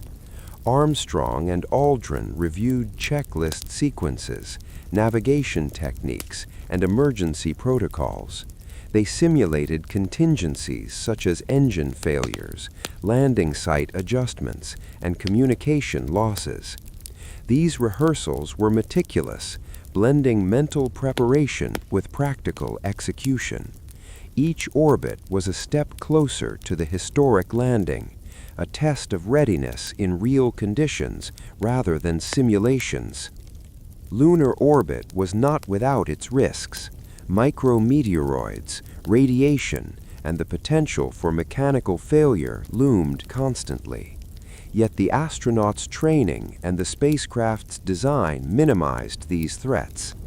Every system had backups, redundancies, and manual overrides. The success of entering orbit was a validation of months of preparation, years of research, and decades of incremental exploration. It was a triumph of human ingenuity and persistence, a demonstration that a dream once thought impossible could become tangible reality. As the hours passed, the astronauts adjusted to the rhythm of orbit. Each revolution of the moon brought a new perspective, craters shifting in shadow, the horizon curving, Earth rising and falling. The beauty of space travel was inseparable from its dangers. The same environment that inspired awe also demanded vigilance. Every decision, every action, and every observation mattered. By the time the lunar module separation approached, the crew was ready. Armstrong and Aldrin had verified all systems, rehearsed final descent procedures, and mentally prepared for the most daring part of their mission. Collins had ensured the command module's orbit was stable and all systems were nominal. Lunar orbit had been established, studied, and secured. The path to the moon's surface was now open, and the culmination of years of preparation, risk, and ambition lay just ahead. Entering lunar orbit was more than a technical accomplishment. It was a symbolic milestone. Humanity had reached another celestial body, not by accident or exploration of the natural world alone, but through meticulous planning, collaboration, and courage. It was the point at which theory met reality, where calculations and simulations converged with human skill, and where the dream of setting foot on another world became imminent. From this vantage point, the moon was no longer a distant dream. It was a world waiting for exploration, a surface scarred by time and untouched by human life. Armstrong, Aldrin, and Collins had reached it together, yet in different roles, each contributing indispensably to the mission's success. The crew, mission control, and the countless people who had contributed to Apollo 11 now shared a singular moment of achievement. In orbit, the astronauts reflected on the magnitude of what they had accomplished. They were the first humans to circle another world, experiencing its desolation and beauty firsthand. The risks had been immense, the isolation complete, yet the reward, a perspective unmatched in human history, was profound. Every orbit reinforced the enormity of the mission, the precision of their planning, and the courage of those willing to venture into the unknown. The stage was set for history. Lunar orbit was the threshold between Earth and the Moon, a preparatory phase that combined technical mastery with psychological readiness. The next steps, descent, landing, and exploration, would test every skill, every calculation, and every ounce of courage. Entering orbit had proven that the astronauts could navigate this alien environment. The Moon awaited. The moon loomed larger with every passing second, an alien world of craters, dust, and shadow stretching beneath the Apollo 11 lunar module. Neil Armstrong and Buzz Aldrin, strapped into their seats in the Eagle, were about to attempt something no human had ever done, a controlled descent from lunar orbit to the surface of another celestial body. Every calculation had been made, every maneuver practiced, yet the reality of the task ahead was immense. Gravity, though only 1/6 of Earth's, was unpredictable in localized areas. The surface was uneven and largely uncharted, and the risk of mechanical failure hung over them like a constant shadow. This was the descent into the unknown, a moment in which courage, skill, and precision had to converge flawlessly. From the outset, the lunar module's approach required meticulous coordination. Separated from Michael Collins in the command module, Armstrong and Aldrin were completely dependent on their spacecraft and each other. Collins orbited silently above, the lone guardian of the mission, ready to assist only in a limited capacity should the LM fail or miss its rendezvous window. For Armstrong and Aldrin, however, there was no safety net, no opportunity for intervention from Earth or even from their orbiting partner. Every decision, every lever moved, every engine burn executed had consequences that could not be undone. The descent began with the LM's engine firing to slow the spacecraft relative to lunar orbit. The reaction was immediate. The craft tilted forward, its nose pointing toward the moon's surface. Sensors fed data to the guidance computer, translating the vast emptiness of space into precise numbers and instructions. The astronauts monitored everything, comparing digital readouts to visual observations. While the Apollo guidance computer was revolutionary, its computing power was modest by modern standards, meaning that Armstrong and Aldrin had to maintain constant situational awareness and make split-second judgments in real time. As they descended, the lunar surface revealed more detail. Craters became sharply defined, boulders cast long shadows, and slopes appeared more treacherous than any simulation had suggested. The pre-selected landing site in Mare Tranquillitatis, though carefully chosen, was not flawless. A hidden boulder field or an unexpected crater could jeopardize the entire mission.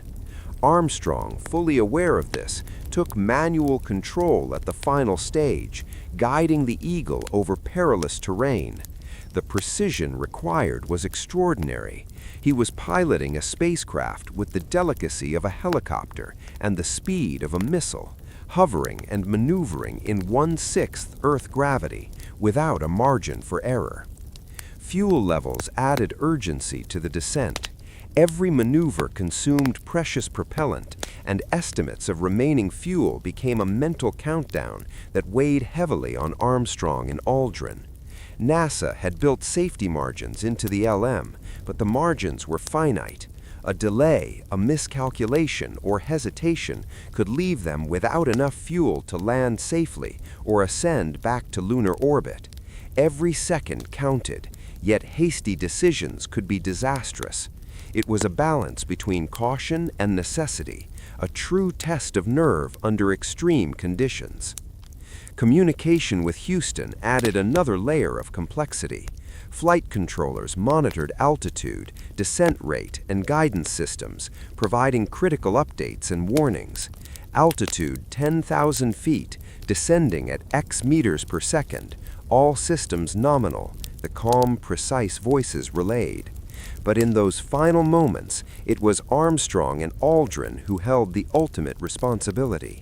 They had trained for this, rehearsing every conceivable emergency, yet the unknown, the chaotic, cratered lunar surface, was something no simulator could fully replicate. As the Eagle drew closer, the astronauts began visually scanning for hazards. Crater edges, rocks, and uneven terrain posed immediate threats. Armstrong manually maneuvered, adjusting thrust and tilt, seeking a flat, safe patch. The guidance computer, while providing assistance, could not account for every irregularity. Human judgment was paramount. Each adjustment was measured in fractions of seconds, fractions of a degree, and inches of distance. The tension was suffocating, yet Armstrong's calm focus allowed him to make the right choices under the pressure of history itself. Below them, the lunar surface stretched in stark, eerie silence. Shadows deepened in the low-angle sunlight, creating optical illusions that complicated depth perception. Rocks and ridges loomed larger than they actually were, and the astronauts had to constantly reconcile visual cues with instrument data. The Eagle's descent engine fired in short pulses to control speed, creating a delicate dance between gravity and thrust. Too much force, and the LM might skid or bounce. Too little, it could descend too quickly, risking a crash. Every maneuver was fraught with risk. Armstrong skillfully avoided hazardous areas, guiding the Eagle toward a promising landing site. As they neared the surface, alarms flashed intermittently, cautionary warnings from the computer that systems were being pushed near their limits. Each alert required instant analysis and response. Armstrong's training as a test pilot was invaluable here, allowing him to interpret these signals while maintaining situational awareness and control of the spacecraft. Fuel warnings became increasingly urgent. Mission Control reported the decreasing margin, fuel down to X seconds, recommend immediate landing. The pressure intensified, yet Armstrong remained composed, relying on instinct honed by years of experience and simulation. Aldrin monitored systems, confirmed instrument readings, and assisted with calculations, providing critical support that allowed Armstrong to focus on the landing itself. Finally, the moment approached. The Eagle hovered over a relatively flat patch, Armstrong assessing the terrain, judging distances, and executing minute adjustments. The engine's pulses were barely audible above the hum of life support systems, yet they controlled everything. Seconds stretched into minutes, each one carrying the potential for success or catastrophe. The astronauts moved in near-perfect synchronization, guided by training, instinct, and an unwavering focus on survival and mission success. The final touchdown was gentle but tense. The landing gear extended, absorbing the final descent shocks. The lunar module settled onto the surface of the moon with a slight tilt, dust rising in small clouds beneath the landing pads. Armstrong called out, "Houston, Tranquility Base here. The Eagle has landed." The words were simple, yet they resonated with the weight of history. Humanity had set foot on another world, not yet through footsteps, but through the triumph of skill, courage, and technology. The risk had been immense, but preparation and teamwork had prevailed. Armstrong and Aldrin had navigated a terrain never before touched by humans, piloting a machine in an environment no one could practice in exactly. Every decision, from minor adjustments to major maneuvers, had been executed with precision. They were alive, safe, and ready to take the next step, the step that would mark humanity's first footprints on the moon. Once the dust settled and the initial adrenaline faded, the astronauts took a moment to assess their surroundings. The surface was stark and desolate, yet beautiful in its own way. Craters and rocks stretched into the distance. Shadows highlighted the irregularity of the terrain, and the Earth hung as a brilliant, fragile sphere in the black sky above. It was both awe-inspiring and humbling, a silent reminder of the courage it had taken to get here and the magnitude of the task still ahead. Communication with Mission Control confirmed that all systems were nominal. Flight controllers praised the skill of the astronauts, yet reminded them that the mission was far from over. The descent had been successful, but the surface operations, collection of samples, and eventual ascent back to lunar orbit would each demand the same focus, courage, and precision. The landing was only the first act in a series of historic steps. The risky descent into the unknown had proven that humans could overcome challenges beyond imagination. It was a testament to years of research, engineering, and training, as well as the courage of Armstrong and Aldrin. The Eagle's successful touchdown transformed abstract aspiration into tangible reality. The moon, once a distant symbol of wonder, had become a destination within human reach. For Collins in orbit, the moment was equally profound. Alone, yet fully connected to the mission, he monitored systems and prepared for the eventual rendezvous. He understood that without his vigilance, the astronauts on the surface could be stranded. Yet he also shared in the exhilaration and awe of the achievement. Together, all three men represented the culmination of decades of exploration, effort, and imagination. This descent was more than a technical achievement. It was a philosophical one. It symbolized humanity's willingness to confront danger, embrace the unknown, and pursue knowledge despite uncertainty. Armstrong and Aldrin had not merely landed a spacecraft, they had navigated fear, isolation, and complexity to achieve a milestone that would inspire generations.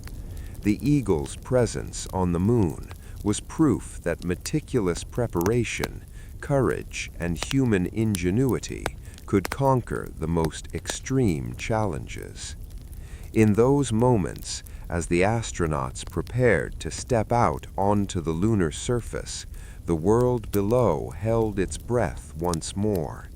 Every eye and every heart followed their progress, aware that the unknown had been approached and survived.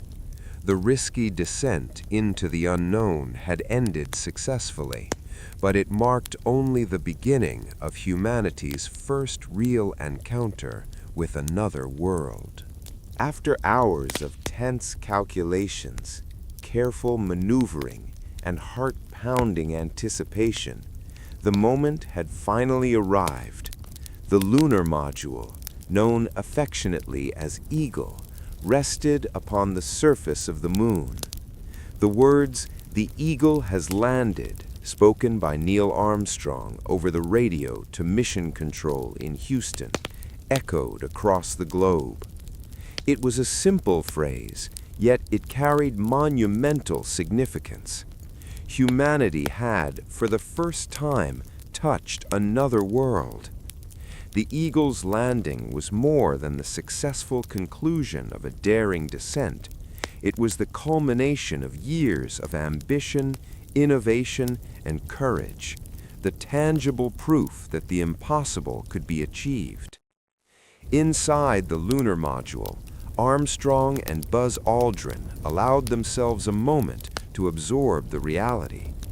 The ship had settled on the surface, dust swirling faintly around the landing pads, the uneven terrain stretching out in all directions.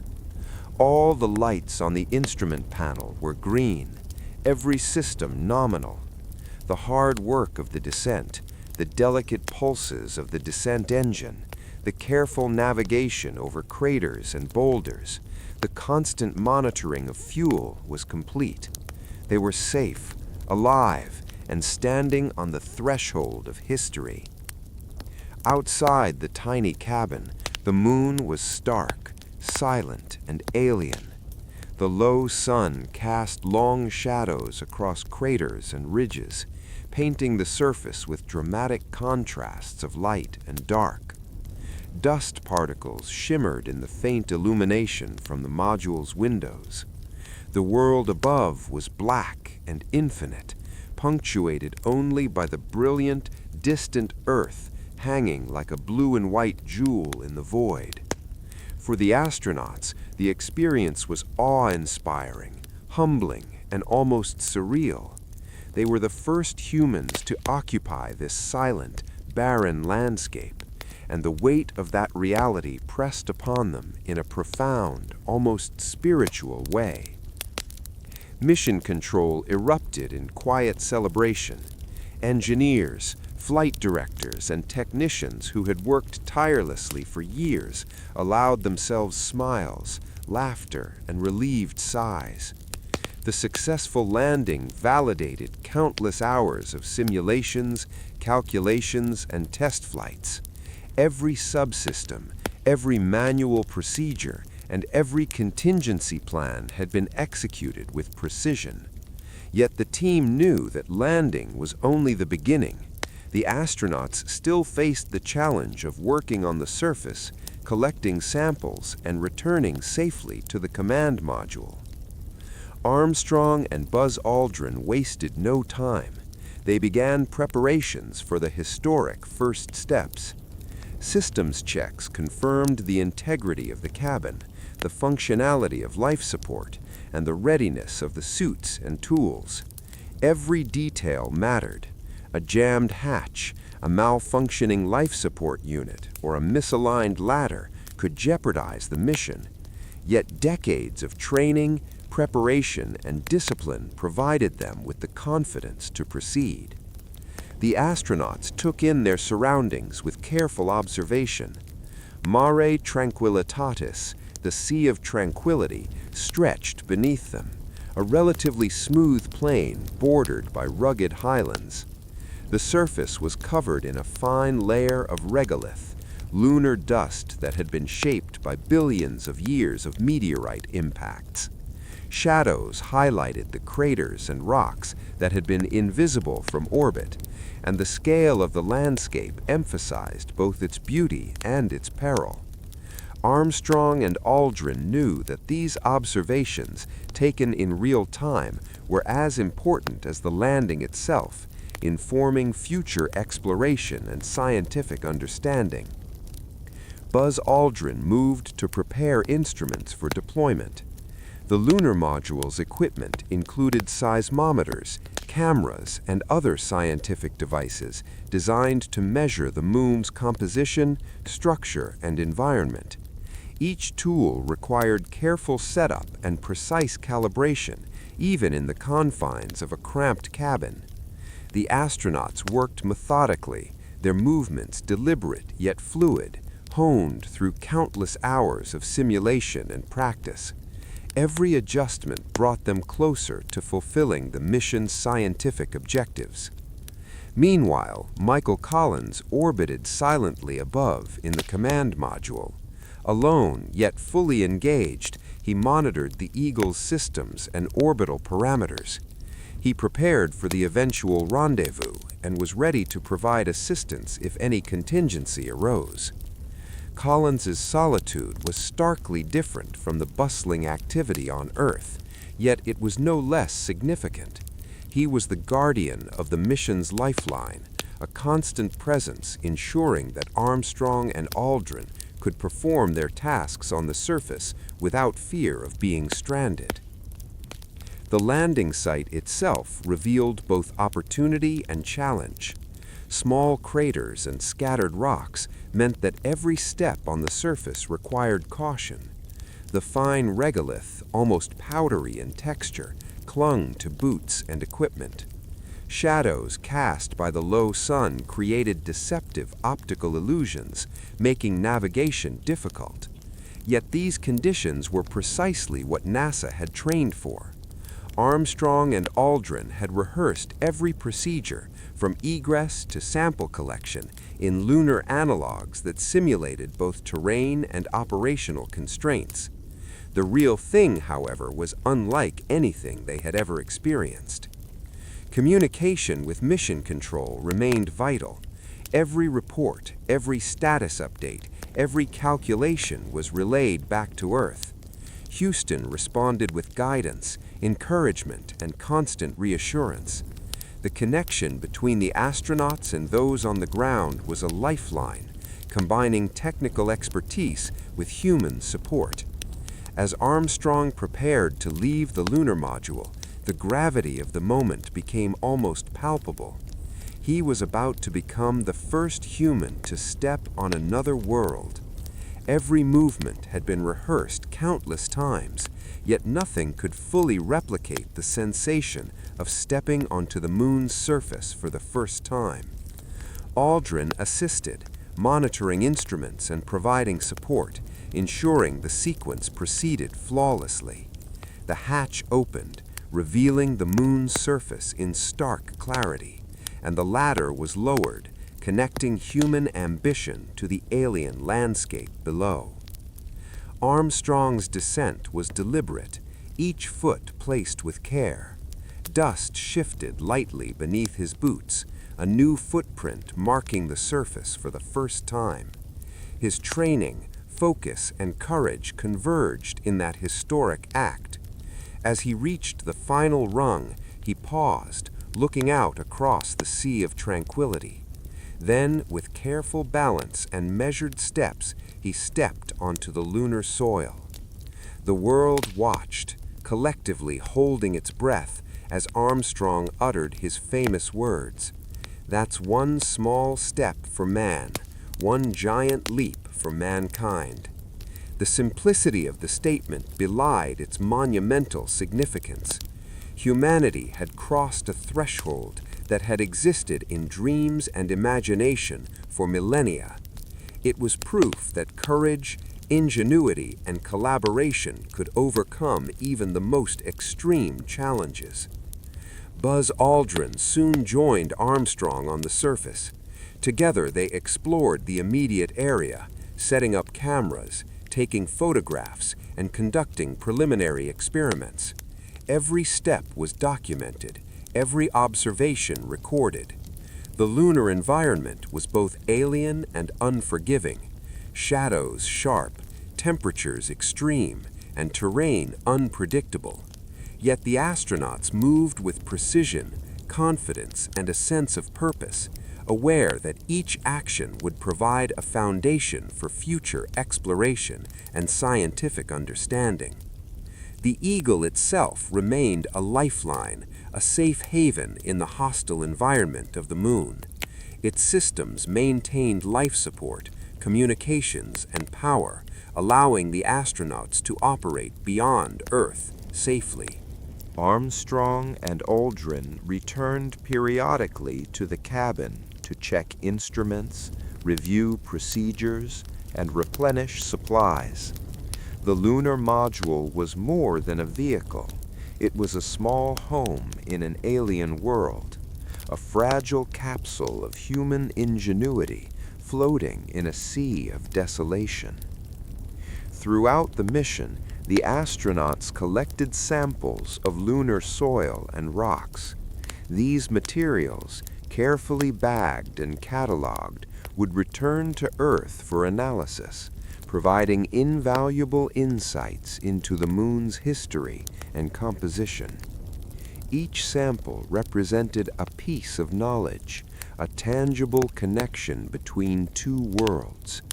The collection process required meticulous care, as contamination or loss could compromise scientific objectives. Every movement was deliberate, controlled, and guided by years of preparation. As the hours passed, Armstrong and Aldrin continued their exploration. They photographed landmarks, tested equipment, and observed the Moon's surface. The stark landscape offered both beauty and challenge. The terrain was rugged, the horizon curved subtly, and the sky above was black, infinite, and silent. They were acutely aware of their isolation, yet also of the connection between their work and the thousands of people who had made this mission possible. Every step, every measurement, every photograph was a testament to collective human effort. Meanwhile, Collins orbited above, maintaining constant vigilance. He observed the lunar surface from a unique perspective, noting the landing site's surroundings and monitoring the command module systems. His solitude was profound, yet his role was essential. Without his careful monitoring, the astronauts on the surface could be stranded and the mission's success would be jeopardized. He served as both observer and guardian, ensuring that the Eagle's crew could operate safely on the Moon. By the end of their initial surface activities, Armstrong and Aldrin had achieved more than scientific objectives. They had established a human presence beyond Earth. The Eagle's landing marked a turning point in history, demonstrating that humanity could not only travel to other worlds, but operate successfully there. It was a moment of triumph, courage, and inspiration, a testament to what determination, skill, and collaboration could accomplish. The Eagle's landing was also a symbolic victory. It represented the culmination of a global effort, uniting engineers, scientists, technicians, and visionaries across nations in a shared pursuit. The world watched, cheered, and marveled, understanding that a new chapter in human exploration had begun. The lunar surface, once distant and untouchable, had become a stage for human ingenuity, courage, and curiosity. As the day drew on, the astronauts prepared for rest, knowing that the next phase, extended exploration and eventual ascent, would demand equal courage and precision. The Eagle had landed safely, but the journey was far from complete. Every system was checked, every sample secured, and every plan reviewed. The surface operations were meticulously documented, ensuring that every achievement and observation would contribute to the broader understanding of the Moon and the possibilities for future missions. The Eagle had landed, and with it, humanity had entered a new era. The success of Apollo 11's descent and initial surface operations proved that the Moon was reachable, navigable, and open to human exploration.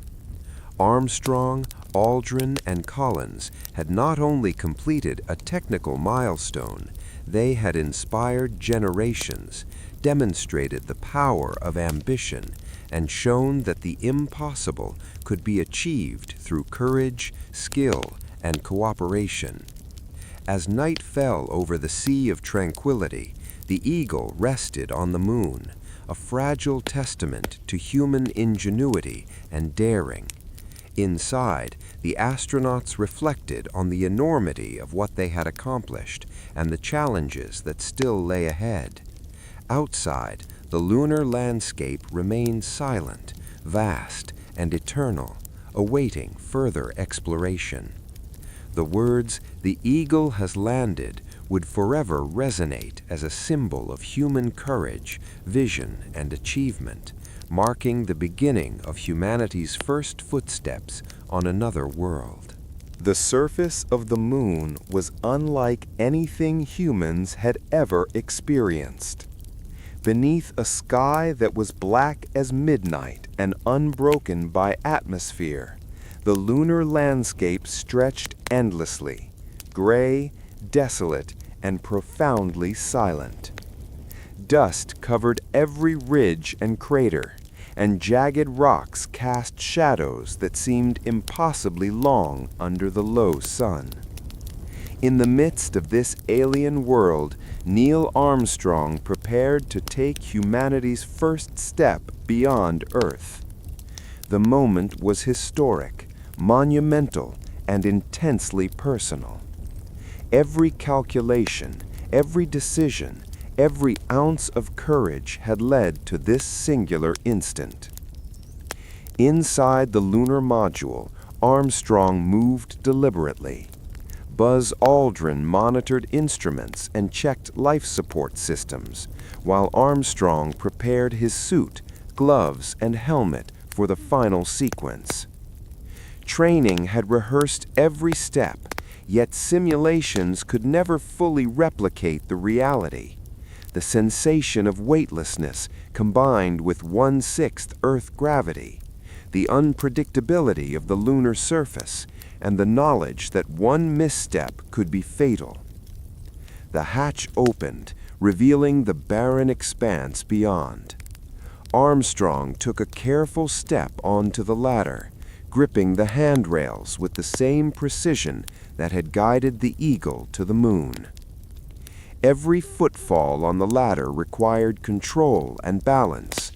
The lunar module's landing pads rested in fine, powdery regolith, and each movement had to account for the Moon's reduced gravity.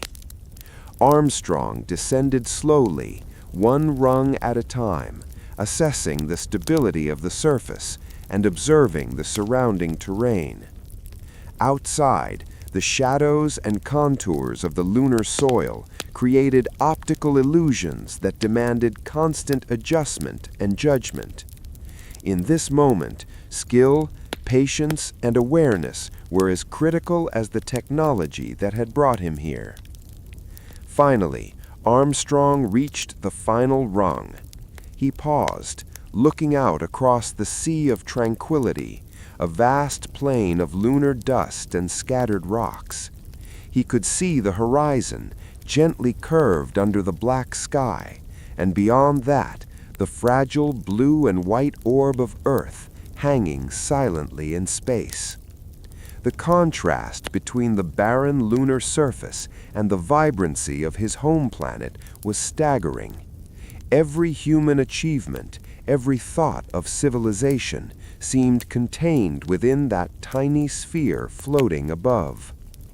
Then, carefully, Armstrong stepped forward. His boots pressed into the lunar dust, creating the first human footprint on another world. The regolith was fine, soft, and slightly powdery, responding to each step with a subtle shift. The moment was simple yet profound. One small step for a man, one giant leap for mankind, as Armstrong famously spoke. The words, transmitted over the radio to mission control and then broadcast around the globe, resonated far beyond the lunar surface. They encapsulated centuries of human curiosity, ambition, and perseverance. Buzz Aldrin soon followed. As the second human to step on the moon, he joined Armstrong in this uncharted world. Together they moved cautiously, taking care to maintain stability and avoid kicking up excessive dust, which could interfere with the lunar module systems. They photographed each other, documented the surface, and began preliminary observations. Their movements were deliberate, reflecting both the need for safety and the awareness that they were performing a historic act that would be recorded for generations. Every action carried symbolic weight. The astronauts placed the American flag in the lunar soil, securing it with care. The flag's bright colors contrasted sharply with the monochromatic landscape, a vibrant emblem of human achievement and aspiration. Cameras captured the moment from multiple angles, preserving the images for posterity and allowing the world to witness the first human presence on another celestial body. The flag, the footprints, and the photographs became enduring symbols of exploration, courage, and the capacity to transcend boundaries. The moon's silence was profound. There was no wind, no sound, no atmosphere to carry noise. Every movement, every conversation, and every radio transmission was amplified by the starkness of the environment.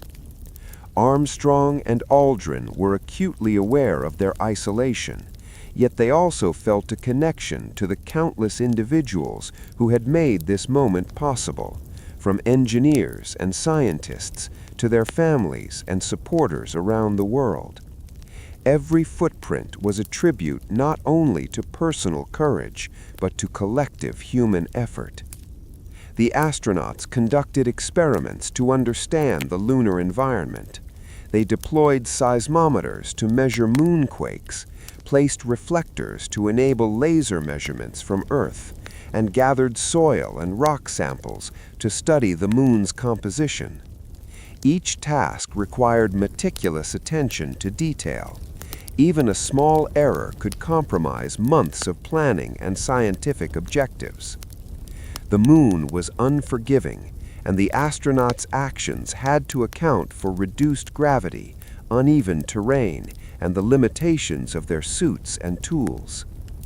Despite the technical demands, there was room for reflection.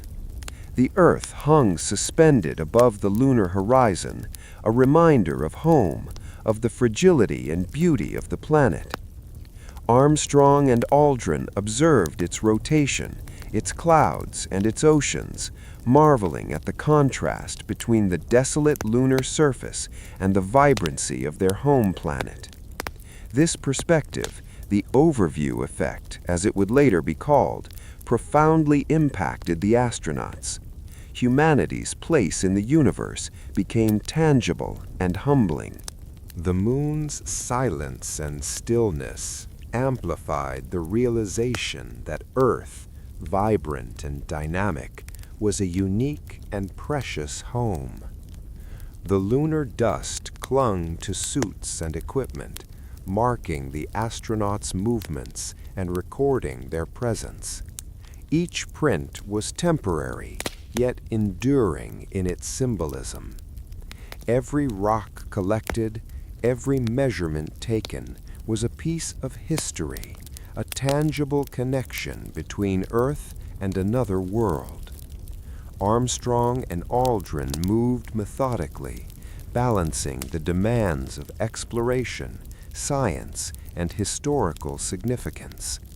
Their actions were deliberate, measured, and deeply purposeful, reflecting both professional training and the magnitude of the moment. Communications with mission control remained critical. Flight controllers provided guidance, monitoring life support systems, battery levels, and communications integrity. They celebrated each milestone, but remained vigilant, reminding the astronauts that their safety was paramount. Every transmission reinforced the partnership between those on the moon and those on Earth, a collaboration that spanned thousands of people, decades of effort, and innumerable innovations. The astronauts also performed symbolic gestures. They left a commemorative plaque on the lunar surface, honoring humanity, peace, and exploration. The plaque bore the signatures of the crew and President Nixon, serving as a lasting testament to human achievement and aspiration. These actions, though ceremonial, carried profound meaning. They were not mere gestures, they were declarations of purpose, curiosity, and hope for future generations. Time on the surface was finite, dictated by life support limits and the need to return to orbit safely. Armstrong and Aldrin remained focused, mindful of fuel levels in the lunar module and the upcoming rendezvous with Collins. They moved efficiently, completing tasks in a sequence designed to maximize both scientific return and safety. Every second mattered, yet they also took moments to absorb the environment, appreciating the uniqueness of their position as the first humans on another world. The moon, with its rugged terrain and stark beauty, provided both challenges and inspiration. Craters, boulders, and ridges offered insights into its geological history. The surface was ancient, shaped by billions of years of impacts and cosmic forces. The astronauts' careful observations, photographs, and samples would inform science for generations, connecting humanity to its nearest celestial neighbor in unprecedented ways.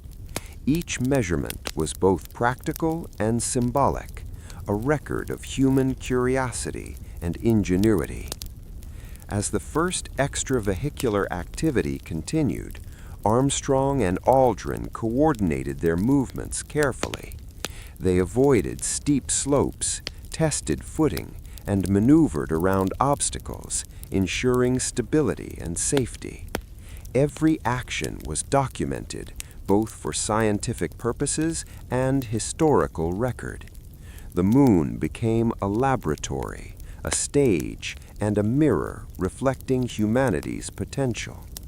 Their movements, while cautious, were infused with wonder and appreciation for the unique opportunity before them. The world below watched in awe. Millions of people, from classrooms to living rooms to offices, witnessed the first steps on the moon. Televisions and radios carried images and words that would forever change humanity's perception of possibility.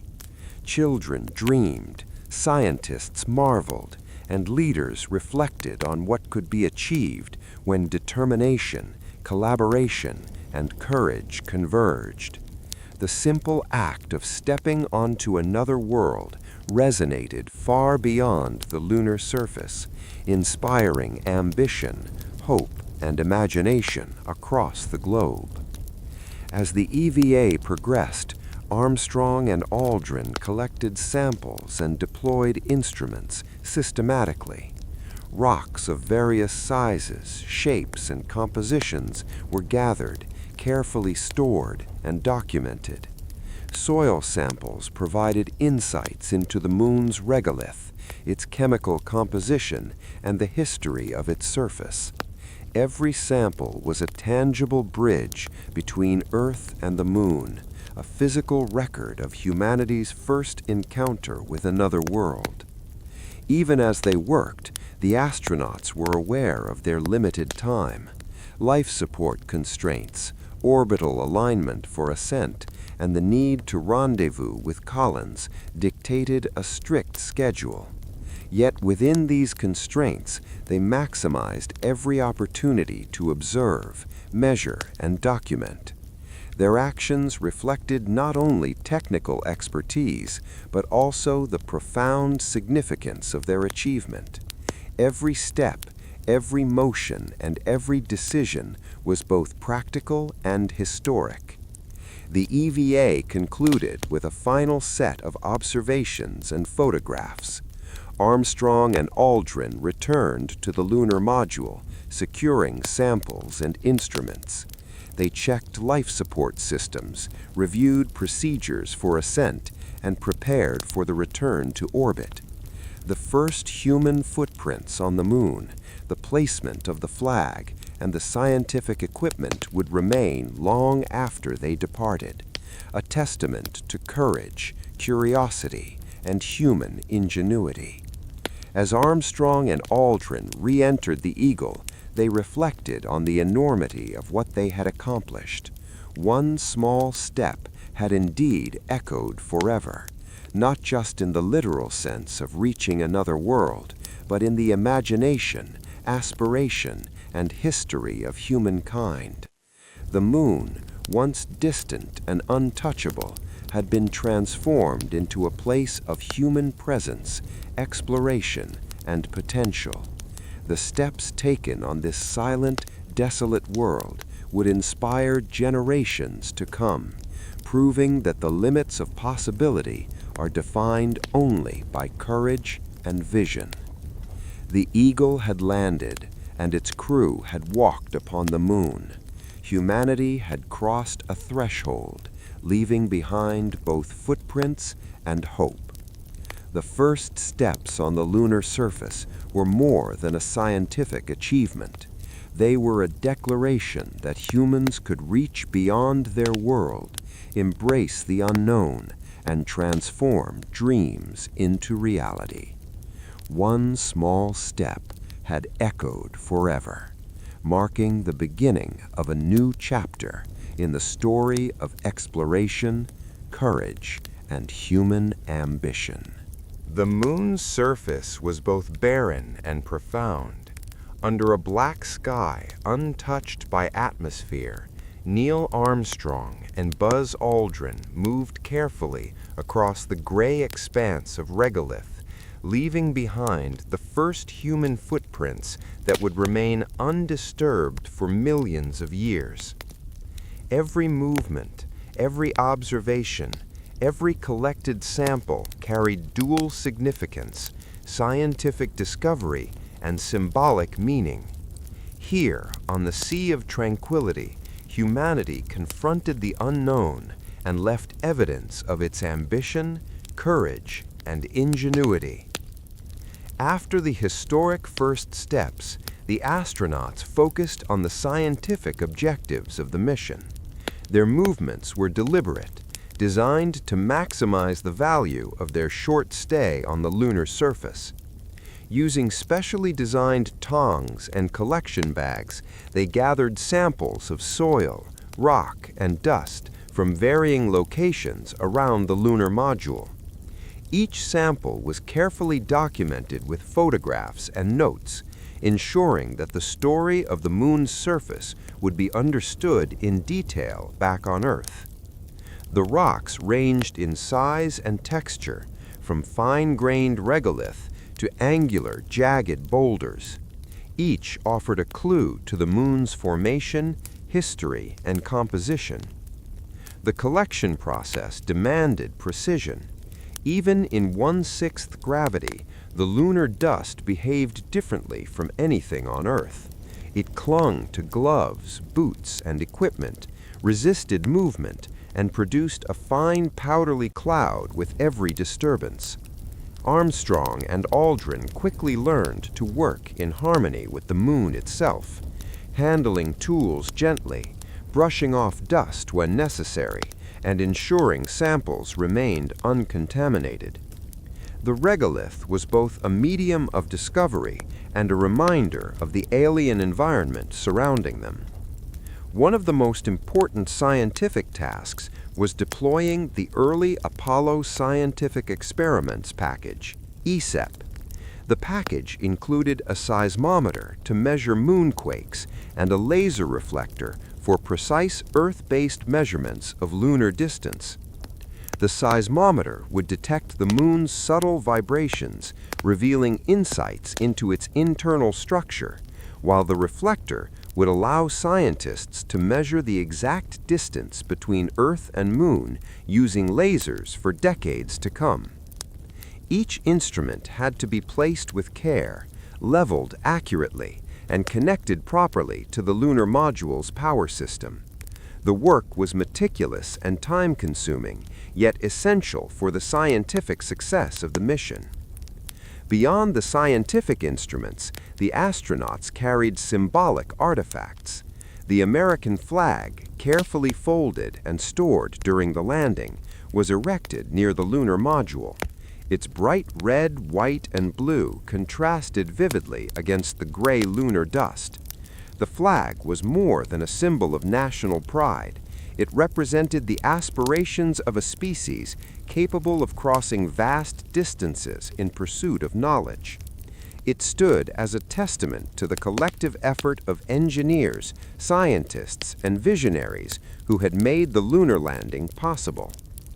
A commemorative plaque was also placed on the lunar module's ladder. Engraved with the words, "Here men from the planet Earth first set foot upon the Moon, July 1969 AD. We came in peace for all mankind." It bore the signatures of the crew and President Nixon. The plaque served as both a historical record and a symbolic declaration. Humanity had arrived, not as conquerors, but as explorers. Its message of peace and unity transcended national boundaries, signaling that this achievement belonged to all of humankind. While symbolism was profound, the scientific work continued unabated. The astronauts photographed and documented every aspect of the lunar terrain, noting variations in color, texture, and composition. They examined small craters, tested soil consistency, and used instruments to measure properties such as density and reflectivity. Each observation was painstakingly recorded, providing invaluable data for researchers back on Earth. Even simple movements, such as kicking dust or stepping onto a slope, were documented to understand how lunar conditions affected human activity. The Moon's silence was absolute. There was no wind to carry sound, no atmosphere to diffuse light, and no life to observe. Yet the astronauts felt an intense presence, a combination of awe, responsibility, and awareness of history being made. Every step left a mark. Every footprint in the fine, powdery regolith was a silent record of human presence. The dust itself, though inert, became a medium for storytelling, capturing the weight of achievement in its unyielding, unchanging form. During their exploration, Armstrong and Aldrin encountered a variety of lunar features. Small craters revealed stratified layers of rock and dust, evidence of the Moon's ancient geological processes. Boulders varied in size and texture, some rounded by impact, others jagged and fractured. The astronauts collected samples that represented these differences, ensuring that analysis on Earth would provide a comprehensive understanding of lunar history. Each rock and dust sample was carefully sealed, cataloged, and labeled with its exact location. This meticulous record-keeping transformed ephemeral actions into enduring scientific value. The astronauts also conducted personal observations, recording impressions that would inform both science and public understanding. They noted the texture of the soil under their boots, the way light shifted across crater rims, and the behavior of dust kicked up during movement. Even seemingly small details contributed to a broader understanding of the Moon's surface dynamics and the challenges of human activity there. These observations would guide future missions, offering practical insights into navigation, construction, and exploration in low-gravity environments. Time on the surface was measured and precious. Life support systems, battery levels, and the schedule for ascent dictated the pace of activity. The astronauts worked with a combination of urgency and caution, aware that each action had both immediate and long-term consequences. Despite the constraints, they moved methodically, balancing efficiency with care.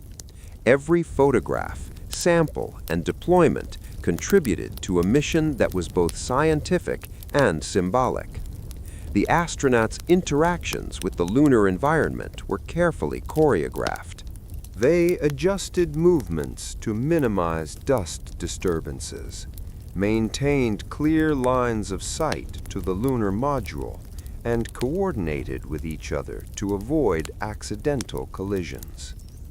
The regolith's fine particles clung stubbornly, sticking to gloves and boots, a constant reminder of the moon's unfamiliarity. They documented these challenges, creating records that would assist engineers, scientists, and future astronauts in understanding how humans could operate effectively on an alien world.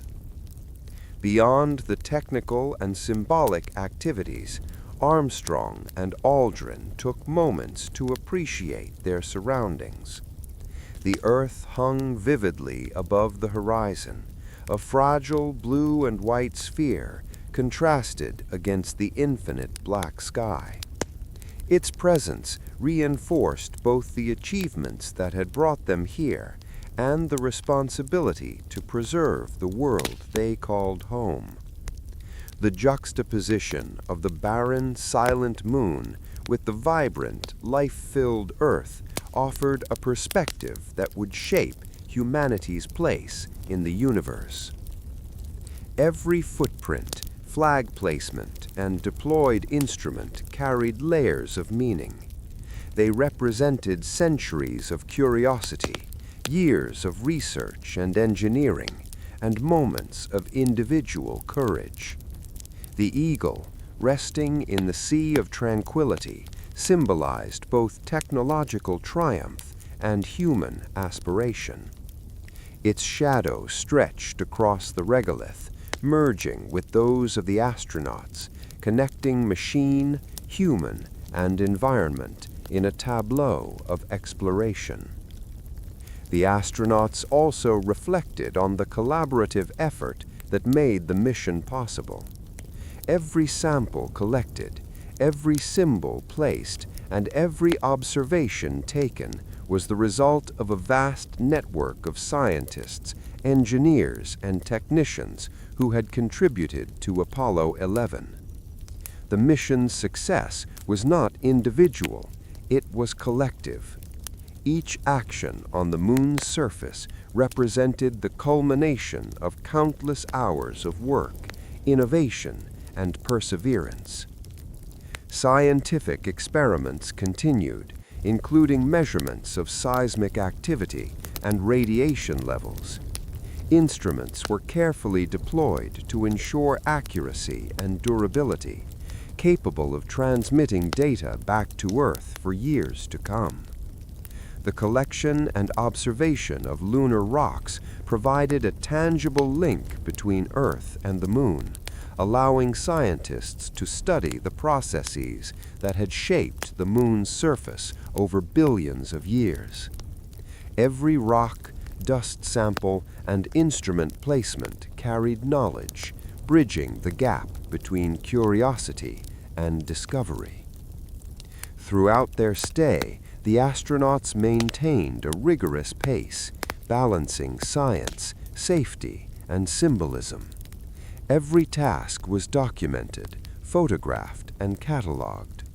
Instruments were deployed in strategic patterns to maximize data collection, while careful sampling ensured that scientists on Earth would have diverse and representative materials to analyze.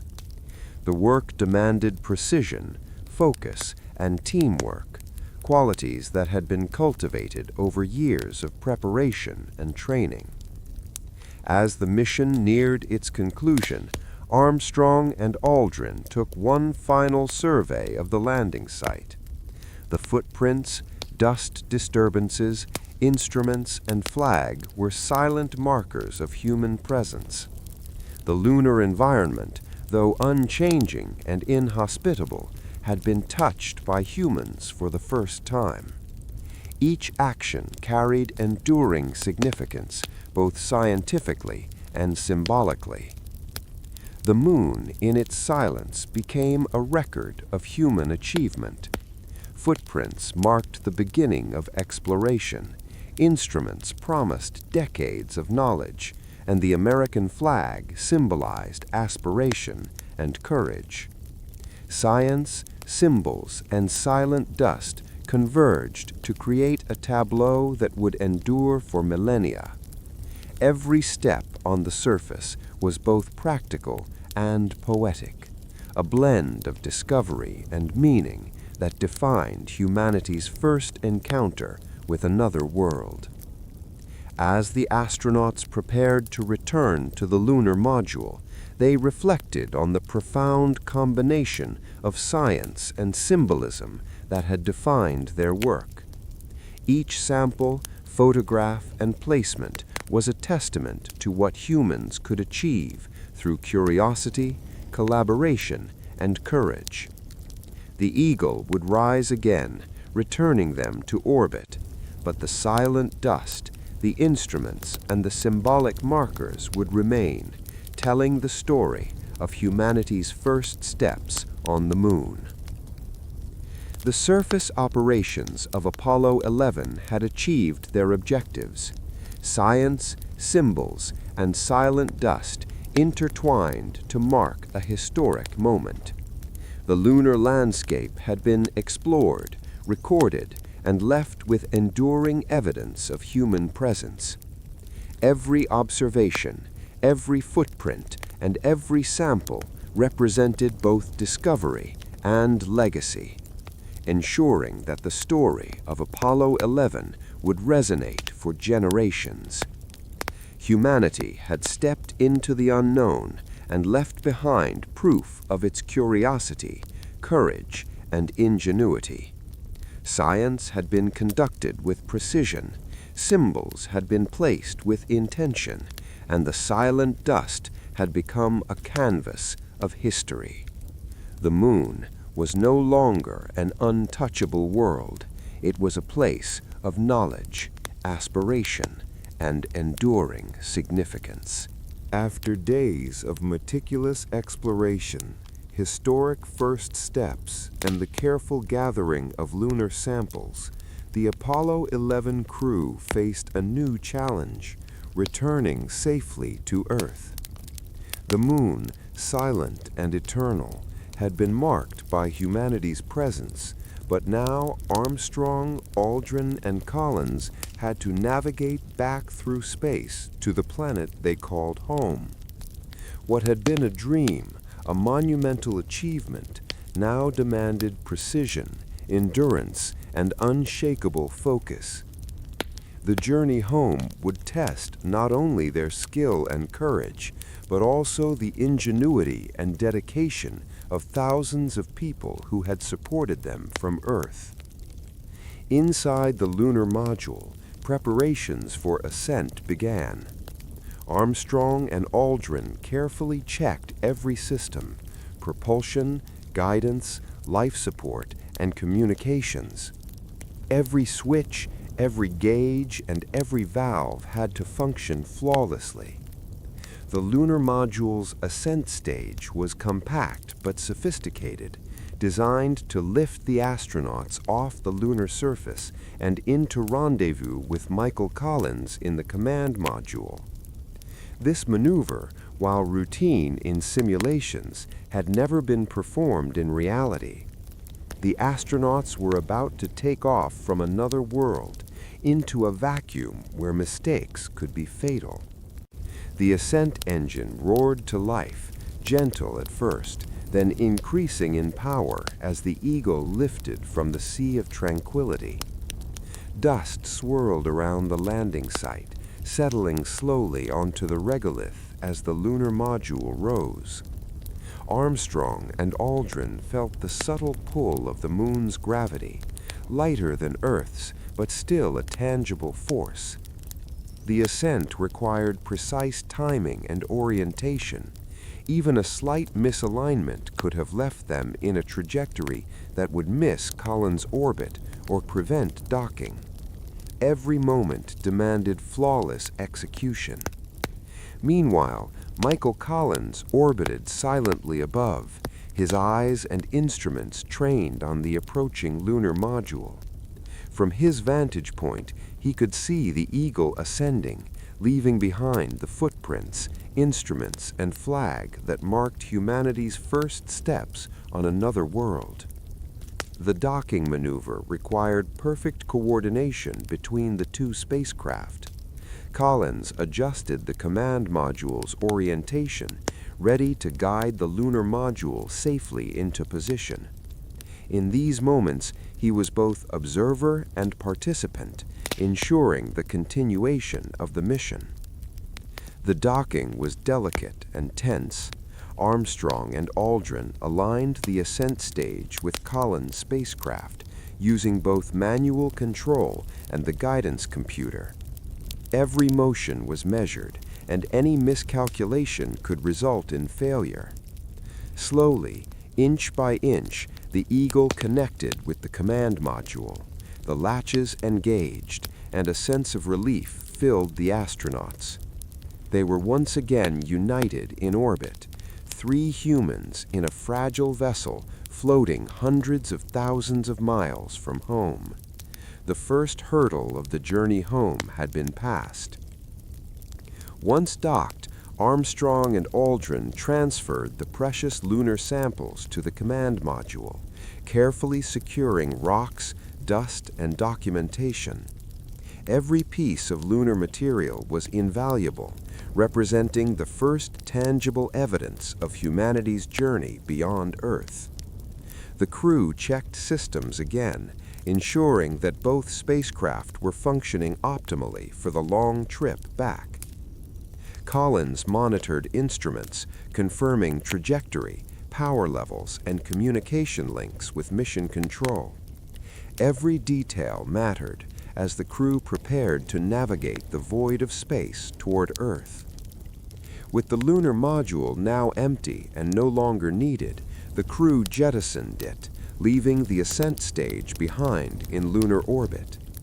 The Eagle would remain as a silent monument to human achievement, its instruments no longer active, its structure floating in the moon's gravitational embrace. The separation was precise, controlled, and symbolic, a moment marking the end of one chapter and the beginning of another. Humanity had left the moon, but its presence there, in dust and instruments, would endure for generations. The journey back to Earth required careful navigation through the vast expanse of space.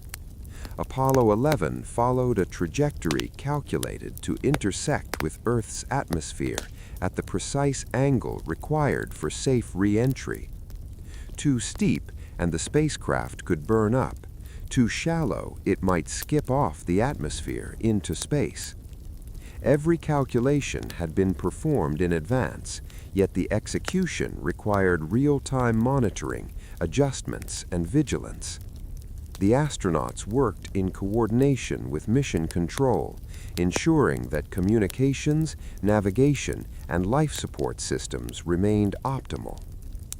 Life aboard the command module during the journey was both routine and extraordinary. The 3 astronauts experienced the weightlessness of space, moving carefully to avoid disturbing equipment or floating objects. Meals, exercise, and rest were carefully scheduled to maintain health and alertness. Yet even in these mundane activities, the awareness of distance, isolation, and achievement remained profound. They were far from Earth, yet every action connected them to the thousands of people who had contributed to the mission's success. Throughout the journey, the Earth appeared as a fragile, rotating sphere against the blackness of space. Its continents, oceans, and clouds offered constant reassurance and a visual connection to home. The astronauts observed it with awe, reflecting on the contrast between the desolate moon and the vibrant planet below. Collins, orbiting above the moon and then traveling with Armstrong and Aldrin, experienced the solitude and beauty of space, aware that their achievements were both personal and universally significant. Re-entry into Earth's atmosphere was the next critical challenge. The command module had to enter at an exact angle, with heat shields absorbing the intense friction and temperatures that could exceed thousands of degrees Fahrenheit. Every system was monitored, from telemetry to orientation, as the spacecraft descended at speeds approaching 25,000 miles per hour. The crew felt the intense forces pressing them into their seats, their bodies and spacecraft tested by gravity and atmospheric resistance. It was a return to the familiar, yet fraught with danger. Parachutes deployed at precise intervals to slow the command module's descent, creating a dramatic sequence of deceleration. The Earth grew closer, oceans expanding below, and the astronauts prepared for splashdown. Splashdown was not only a technical requirement, but a symbolic moment, the transition from the unknown to safety, from the void of space to the welcoming embrace of Earth's oceans. Every calculation, every maneuver had led to this singular instant. Finally, the command module touched the waters of the Pacific Ocean with a controlled, precise splash.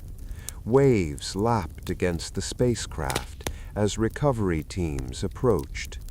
Helicopters and ships moved in coordination, guided by exact timing and positioning, ready to retrieve the astronauts and secure both them and the precious lunar samples. The crew was safe, the mission a complete success, and the journey home had concluded as flawlessly as it had begun. Recovery teams deployed quickly, bringing Armstrong, Aldrin, and Collins aboard ships equipped with medical personnel and decontamination equipment. Though the risk of lunar contamination was minimal, precautions were taken to protect both the astronauts and Earth's environment. The crew, fatigued yet exhilarated, reflected on the enormity of what they had accomplished.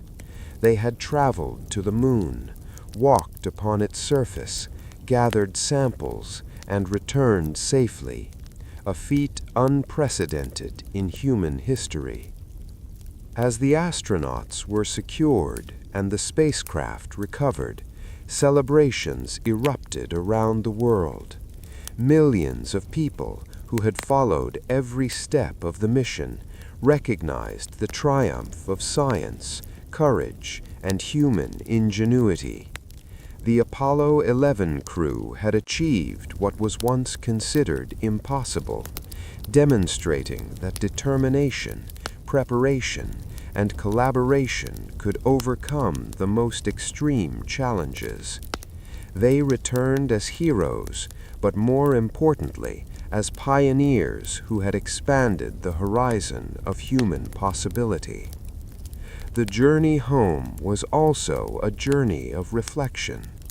The astronauts considered the implications of their experience, the fragility of Earth seen from space, the desolation and beauty of the moon, and the extraordinary power of human collaboration. They understood that their achievement was both an end and a beginning, an end to decades of planning and preparation, a beginning for future exploration and scientific discovery. The Apollo 11 mission would inspire generations to dream, to explore, and to reach beyond the boundaries of their world. In the weeks that followed, the lunar samples and scientific data were analyzed. Rocks revealed secrets of the moon's formation. Dust provided insights into its composition and history, and instruments continued to transmit information back to Earth. Every detail collected during the mission enriched humanity's understanding of its closest celestial neighbor and laid the groundwork for future exploration. The journey home was not just a return, it was the delivery of knowledge, history, and proof that humans could transcend their planet. The legacy of Apollo 11 extended far beyond the astronauts themselves. Engineers, scientists, technicians, and visionaries around the world celebrated a collective victory. Humanity had achieved what once seemed impossible, proving that ambition, preparation, and collaboration could overcome even the most formidable obstacles.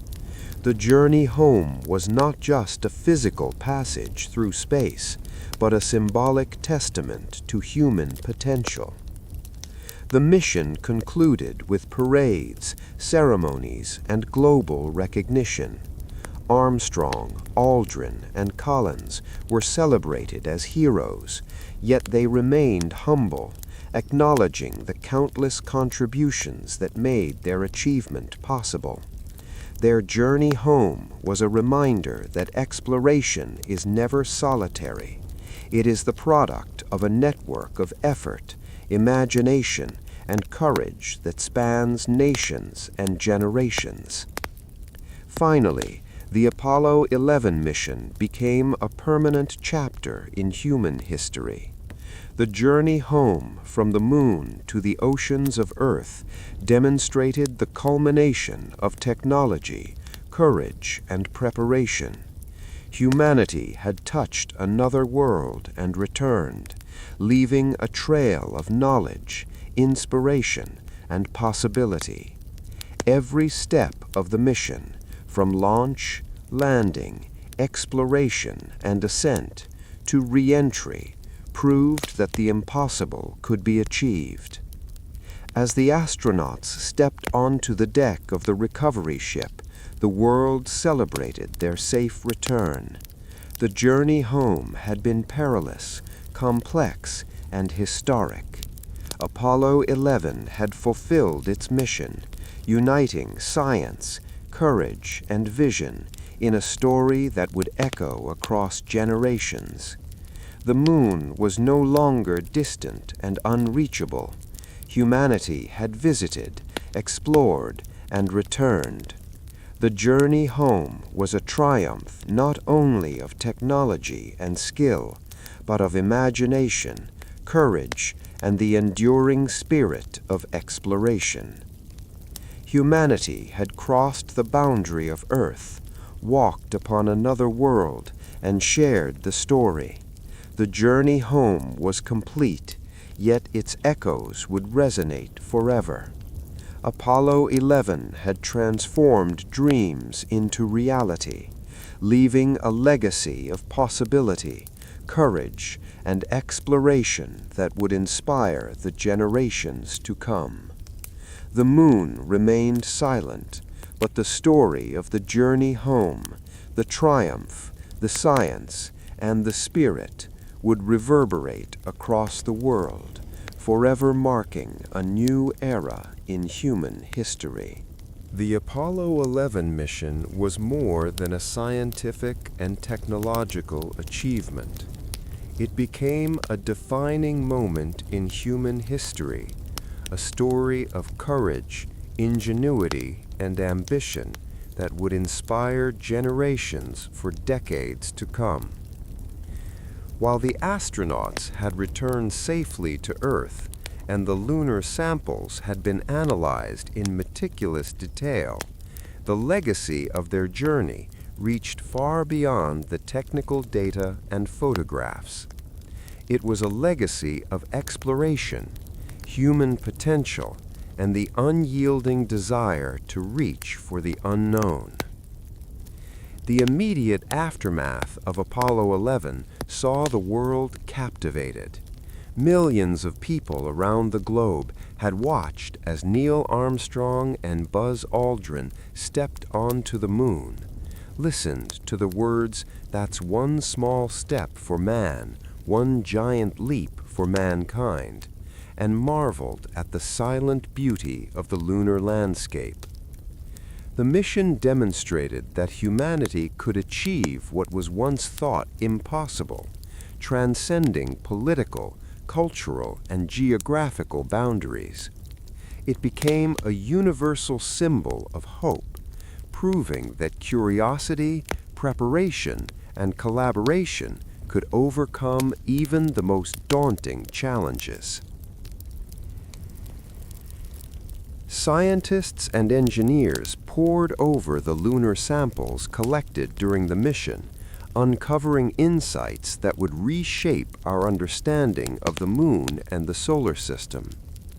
Rocks and soil revealed clues about the moon's formation, its geological history, and the processes that had shaped its surface over billions of years. These discoveries answered questions that had puzzled astronomers for centuries, while raising new ones that would guide future missions. Each sample was a time capsule, carrying stories from the early solar system to the hands of humans, bridging millions of miles of space with meticulous scientific study. The technological innovations required for Apollo 11 had ripple effects across multiple industries. Advances in computing, materials science, and aerospace engineering inspired new inventions and improvements in everyday life. The miniaturization of electronics, improvements in battery technology, and developments in robotics and communications all stemmed, in part, from the ingenuity demanded by the moon mission. The lunar module, guidance computers, spacesuits, and life support systems represented the cutting edge of human technology, innovations that influenced fields far beyond space exploration. Apollo 11 also left a cultural imprint that transcended science and technology. The images of astronauts walking on the moon, standing beside the American flag, and gazing back at Earth became icons of human achievement. Schools incorporated lunar science into their curricula. Children dreamed of becoming astronauts or scientists, and writers, filmmakers, and artists found inspiration in the silent, desolate beauty of the moon. The mission rekindled a sense of wonder, reminding humanity that curiosity and courage could expand the boundaries of possibility. Politically, Apollo 11 carried profound significance. The space race, a competition between superpowers during the Cold War, had reached its pinnacle with the moon landing. Yet the mission transcended politics, becoming a shared accomplishment for all of humankind. Leaders around the world recognized the achievement as a symbol of what people could accomplish when working toward a common goal. The mission demonstrated that cooperation, vision, and determination could unite nations in the pursuit of knowledge and exploration. The astronauts themselves became enduring figures in history, celebrated not only for their skill and bravery, but for their humility and dedication. Armstrong, Aldrin, and Collins embodied the human capacity to confront danger and uncertainty with courage and professionalism. Their experiences inspired countless individuals to pursue careers in science, engineering, aviation, and space exploration. They became role models, symbols of perseverance and excellence, and living proof that ordinary humans could achieve extraordinary feats through preparation, teamwork, and resolve. Beyond the fame and public attention, Apollo 11 established practical foundations for future space exploration. The scientific experiments, lunar samples, and technical experience gained during the mission informed subsequent Apollo missions and shaped plans for long-term exploration. Lunar rovers, more complex habitats, and advanced life support systems all built upon the knowledge acquired in 1969. Each mission after Apollo 11 would stand on the shoulders of its achievements, expanding human presence beyond Earth in increasingly sophisticated ways. Apollo 11 also redefined humanity's perspective on Earth. From the Moon, the planet appeared as a small, fragile orb suspended in the void, its continents and oceans clearly visible, but its atmosphere delicate and finite. This overview effect would influence the astronauts profoundly, and its impact extended to those who saw images and videos of Earth from lunar orbit. People gained a renewed awareness of the fragility and interconnectedness of life on our planet, a perspective that would influence environmental movements, global cooperation, and the philosophy of stewardship for the next generations. The legacy of Apollo 11 extended into education and inspiration for decades. Universities and research institutions benefited from new curricula and research opportunities driven by space exploration. Students studied physics, engineering, geology, and astronomy with renewed purpose, motivated by the tangible achievements of humans walking on another world. The mission inspired a generation of scientists, engineers, and dreamers to aim higher, pursue the unknown, and believe in the power of human ingenuity. Culturally, the mission inspired art, literature, and media. Writers depicted the moon landing in novels and short stories. Filmmakers recreated the journey in documentaries and dramatizations, and artists rendered the silent beauty of lunar landscapes. The narrative of Apollo 11 became mythic, a story told and retold across media, shaping global imagination and collective memory. The moon, once a distant point of light in the night sky, became a canvas for human ambition, creativity, and narrative. Internationally, Apollo 11 served as a reminder of the potential for global collaboration in space exploration. While it was a U.S. mission, the achievement was celebrated by people everywhere. Diplomatic gestures, commemorations, and exhibitions demonstrated that space exploration could unite people beyond borders and ideologies. It became a model for future multinational collaborations, such as the International Space Station, highlighting the possibility of shared goals in the exploration of the cosmos. The mission also established the ethical and symbolic aspects of exploration. By leaving behind the lunar module, scientific instruments, and commemorative plaques, humans acknowledged their presence respectfully, without exploitation or destruction of the moon.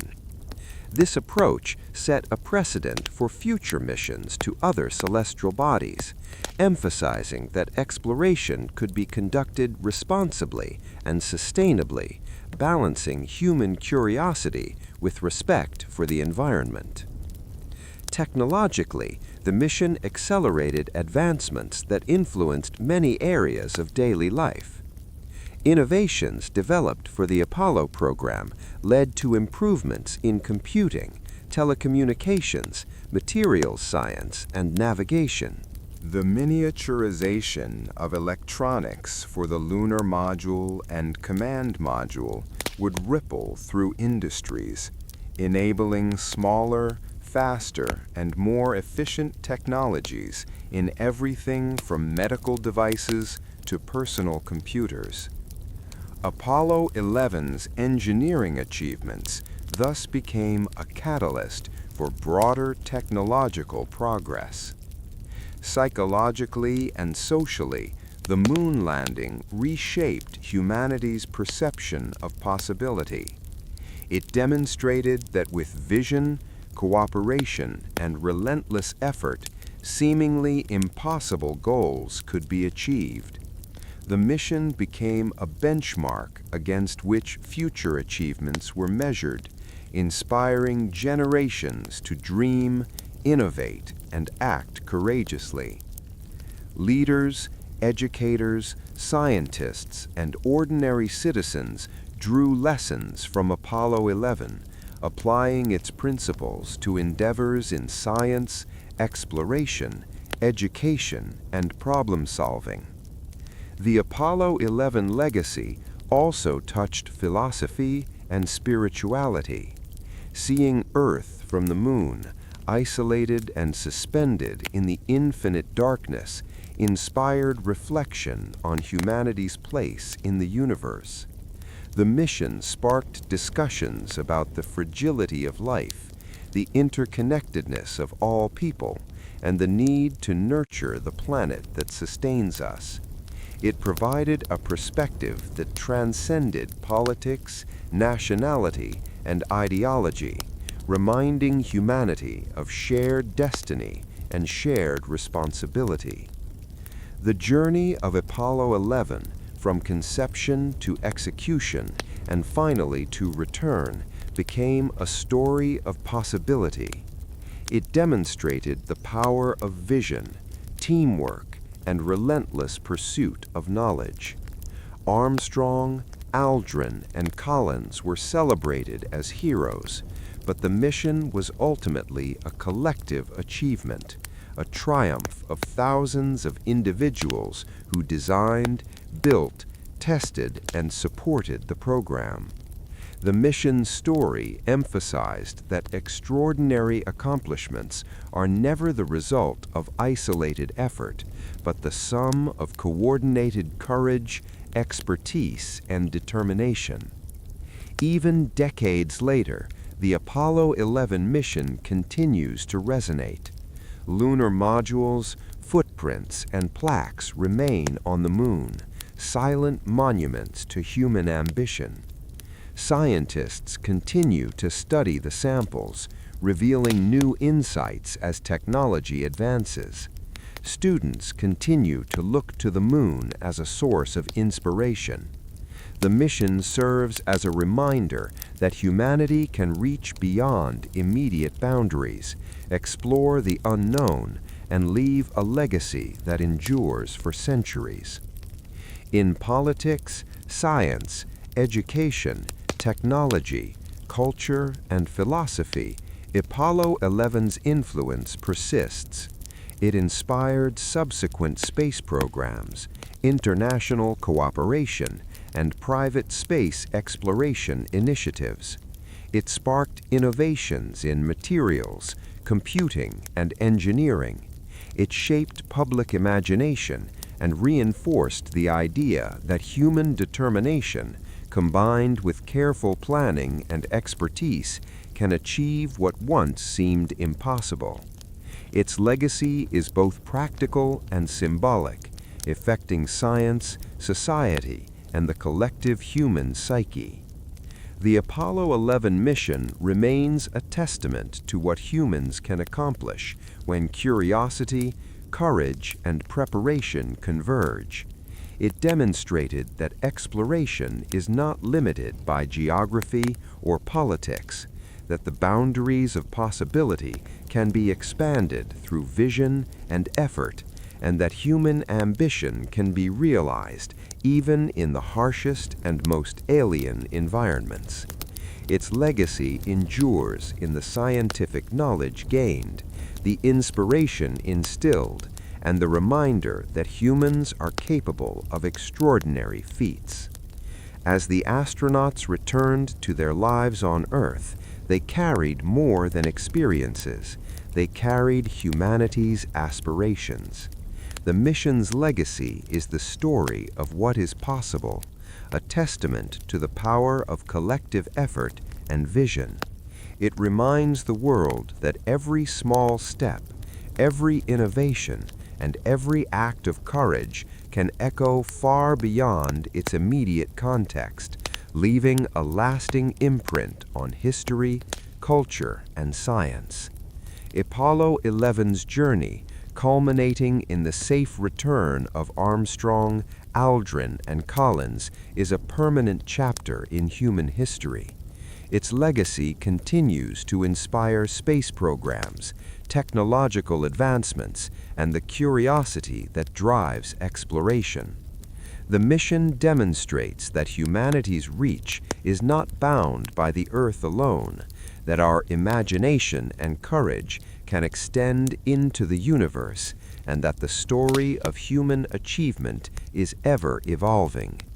Ultimately, the legacy of Apollo 11 is the enduring message that humans are capable of transcending boundaries, exploring the unknown, and leaving behind a mark that resonates across generations. Apollo 11's journey, culminating in the safe return of Armstrong, Aldrin, and Collins, is a permanent chapter in human history. Its legacy continues to inspire space programs, technological advancements, and the curiosity that drives exploration. The mission demonstrates that humanity's reach is not bound by the Earth alone, that our imagination and courage can extend into the universe, and that the story of human achievement is ever evolving. Ultimately, the legacy of Apollo 11 is the enduring message that humans are capable of transcending boundaries, exploring the unknown, and leaving behind a mark that resonates across generations.